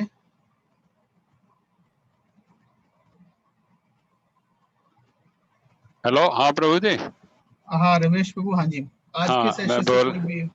हाँ, मैं बोल रहा था कि हमने ये सीखा कि भी जब तक हमारा ये शरीर भौतिक शरीर में है हम, तब तक सुख दुख ये द्वंद्व सब आते रहेंगे, और इसके अनुसार हमारे को इच्छाओं को पूर्ति करने का भी इच्छा बनी रहेगी, परंतु हमें उनमें ना फंसकर, उन पर ना आश्रित होकर वैदिक ज्ञान का सहारा लेते हुए, ठीक है, वेदांत का सहारा लेते हुए, और हमें अध्यात्म आत्मा परमात्मा और ये सब ज्ञान प्राप्त करते हुए इनसे ऊपर उठना चाहिए, और सुख दुख को सहन करते हुए भी हमें जीवन को चलाना, ना कि गुणों के आधार पर चलाना। हमने कि ये जो भौतिक गुण है, इनको जैसे हमारी इच्छाएं आ रही हैं, उन इच्छाओं को तृप्ति में ही लगे रहे, ऐसा नहीं करना है हमें। हाँ, 2.45 में जो था ना, त्रिगुणीय विषय निर्द्वंदो अनित्य स्वतस्तो, द्वंद्व के परे जाना है ना? हाँ जी। ओके, ठीक है। तो इसके लिए एफर्ट करना पड़ेगा, और एफर्ट यही है कि भाई सहारा लेना है उनके। ठीक है, थैंक यू। और कौन है क्या? वरुण प्रभु, आपको कोई पॉइंट, एक पॉइंट प्लीज शेयर कीजिए। हरे कृष्ण प्रभु जी। हाँ जी, हरे कृष्ण प्रभु जी। थोड़ा एक मिनट शिवराम प्रभु, मैंने उनको बोल दिया, वरुण प्रभु को। चलो आप बोल दिए, आप बताइए प्लीज। प्रभु जी, हरे कृष्ण महामंत्र से अपना हृदय शुद्ध करें, और इसे अपना हृदय शुद्ध करने के बाद अपना शास्त्र हम तभी समझ सकते हैं, शास्त्र समझ जाएंगे, उसके बाद हम सभी सब समझ सकते हैं सब कुछ, वरना अन्यथा नहीं समझ सकते। ये अच्छा बताया। अब देखेंगे, जैसे हम खुद ही चीज को रियलाइज करते हैं, जैसे हम पहले शुरू में भगवत गीता पढ़ा था इनिशियली, तो एक लेवल का अंडरस्टैंडिंग आया था, फिर जैसे हम सेवा करते हैं, साधना करते हैं, अब भगवत गीता को और पढ़ते हैं, तो और एक नेक्स्ट लेवल का उसमें अंडरस्टैंडिंग और एक वो आता है, तो मतलब रियली हमें लगता है कि हाँ, और डीपर इनसाइट्स आती हैं। जैसे जैसे हमारी इंटेलिजेंस प्योर होती जाती है, तो वो इंटेलिजेंस और डीपर मतलब है ना वे में पॉइंट्स को समझ पाती है उसको। तो that is there, it is not just सिर्फ लॉजिक या इंटेलिजेंस से होगा, बट इंटेलिजेंस भी प्योर होनी चाहिए, बहुत जरूरी है। प्रभु जी, हम किसी को और को समझाते हैं, उनके समझ में नहीं आती, तो उन्हें भी हरे कृष्ण महामंत्र से ही सीखना चाहिए। हाँ, आजकल तो इसलिए कलयुग में सबसे पहले महामंत्र है। प्रभुपाद ने भी जब मूवमेंट शुरू किया था, जब अमेरिका गए हिप्पी लोगों के बीच में, सबसे पहले उन्होंने उनको महामंत्र ही दिया, फिर बाद में धीरे धीरे भगवत गीता पढ़ानी शुरू की। तो उससे एक बेसिक है ना, मतलब एक सेंसिबिलिटी आ जाती है, एक व्यक्ति मतलब एक थोड़ा होश में आ जाता है पहले, है ना, महामंत्र का जाप करके, फिर थोड़ा भगवत गीता समझ पाता है। ठीक है प्रभु, हरे कृष्ण। हरे कृष्णा। और वरुण प्रभु, प्लीज शेयर वन पॉइंट। हरे कृष्ण प्रभु जी। हाँ जी प्रभु जी, थोड़ा बहुत समझ में ये आया कि जैसे कुएं की रिक्वायरमेंट पूरी हो जाती है जलाशय से, तो ऐसे हमारा एक मेंटर होना बहुत जरूरी है, जो हमें डेली गाइड करे, और हमारी कंसिस्टेंसी रहनी चाहिए भक्ति में, ब्रेक नहीं लगना चाहिए, ताकि हम अपना आगे फॉलो कर पाए और आगे भक्ति मार्ग में आगे बढ़ पाए, और इस जन्म मृत्यु के जरा व्याधि के चक्कर से छूट पाए। क्योंकि स्वर्गलोक जाने के बाद भी हमारा जो अकाउंट खाली हो जाएगा, फिर हम दोबारा चक्कर में घूमते रहेंगे। तो हमारा अल्टीमेट गोल है कि हम श्री कृष्ण भगवान के पास जाए, सुप्रीम पर्सनैलिटी ऑफ गॉड है जो कृष्णा जी है, तो उनमें जाके मिल जाए, तो हमारा मेन मकसद ये है। वहां जाके मिलेंगे नहीं उनमें, उनको जाके उनकी सेवा करेंगे। हाँ जी, सर्विस सेवा। तो बहुत अच्छा, हाँ आपने बताया। ये अच्छा पॉइंट था कि हमें एक गाइडेंस में और उसमें हमें भक्ति करनी चाहिए, अच्छा रहता है उससे हमेशा। तभी प्रभु जी कंसिस्टेंसी बनी रहेगी। हाँ, नहीं तो हाँ, ब्रेक हाँ, लग सकता है। हाँ, वो भी आपके कान खींचते रहेंगे, कहाँ हो, चैंटिंग को नहीं कर हाँ रहे जी, हो, हाँ। क्लास में क्यों नहीं आ रहे हो, like that. Okay, very good, ठीक है। So thank you very much. मैं एक तो आप में से जो भक्त अभी चैंटिंग या तो कर रहे हैं या और अच्छे से करना चाहते हैं, तो एटलीस्ट फॉर माता जी अभी जो है, माता जी के लिए हम मॉर्निंग में एक जपा ग्रुप चलाते हैं जूम पे ही, जिसमें ऑनलाइन ऑन द जूम इकट्ठे सारे बैठ के जप करते हैं, ऑफ कोर्स अपने अपनी जगह पे, और उसमें फिर जप के बारे में कुछ पढ़ते भी हैं, चैंटिंग के बारे में स्पेसिफिकली कुछ इंस्पिरेशनल, कुछ इम्प्रूवमेंट पॉइंट्स। तो आप में से जो भी अभी प्रभु जी के लिए वो ग्रुप अभी नहीं चल रहा है, बट फॉर माता जी जो ग्रुप चल रहा है, तो आप में से जो भी इसको ज्वाइन करना चाहते हैं, अपनी चैंटिंग को और बेटर करना चाहते हैं, तो वो ग्रुप ज्वाइन कर सकते हैं। तो उस ग्रुप का लिंक मैं आपको शेयर कर देता हूँ। पारुल माता जी, आपका कोई प्रश्न है, आप प्लीज बताइए।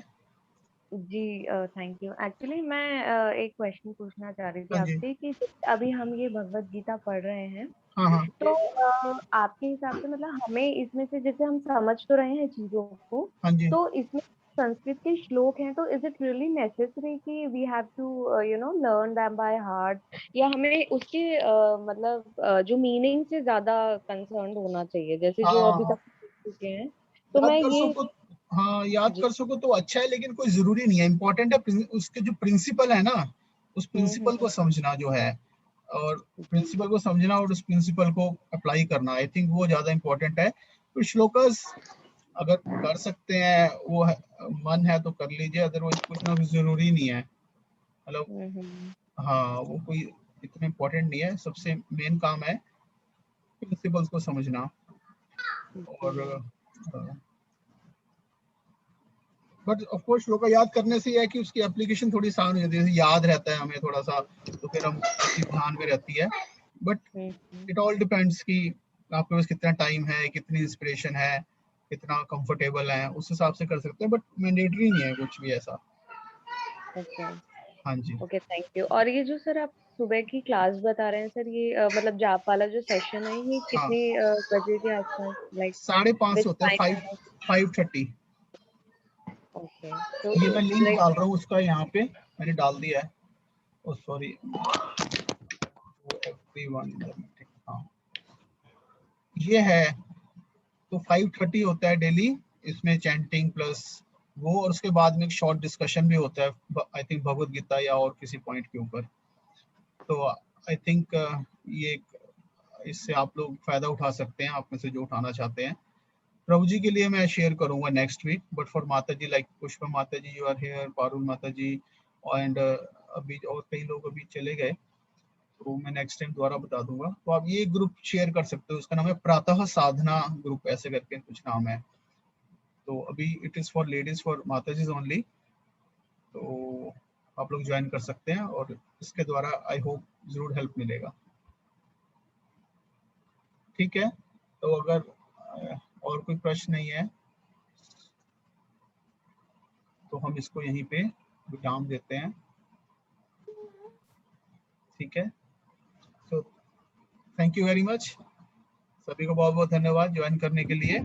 श्रीमद् भगवद गीता की जय, जगत गुरु श्रील प्रभुपाद की जय, निताई गौर प्रेमानंदे, हरि हरि बोल। हरे हरि कृष्ण। बोल। हरे हरे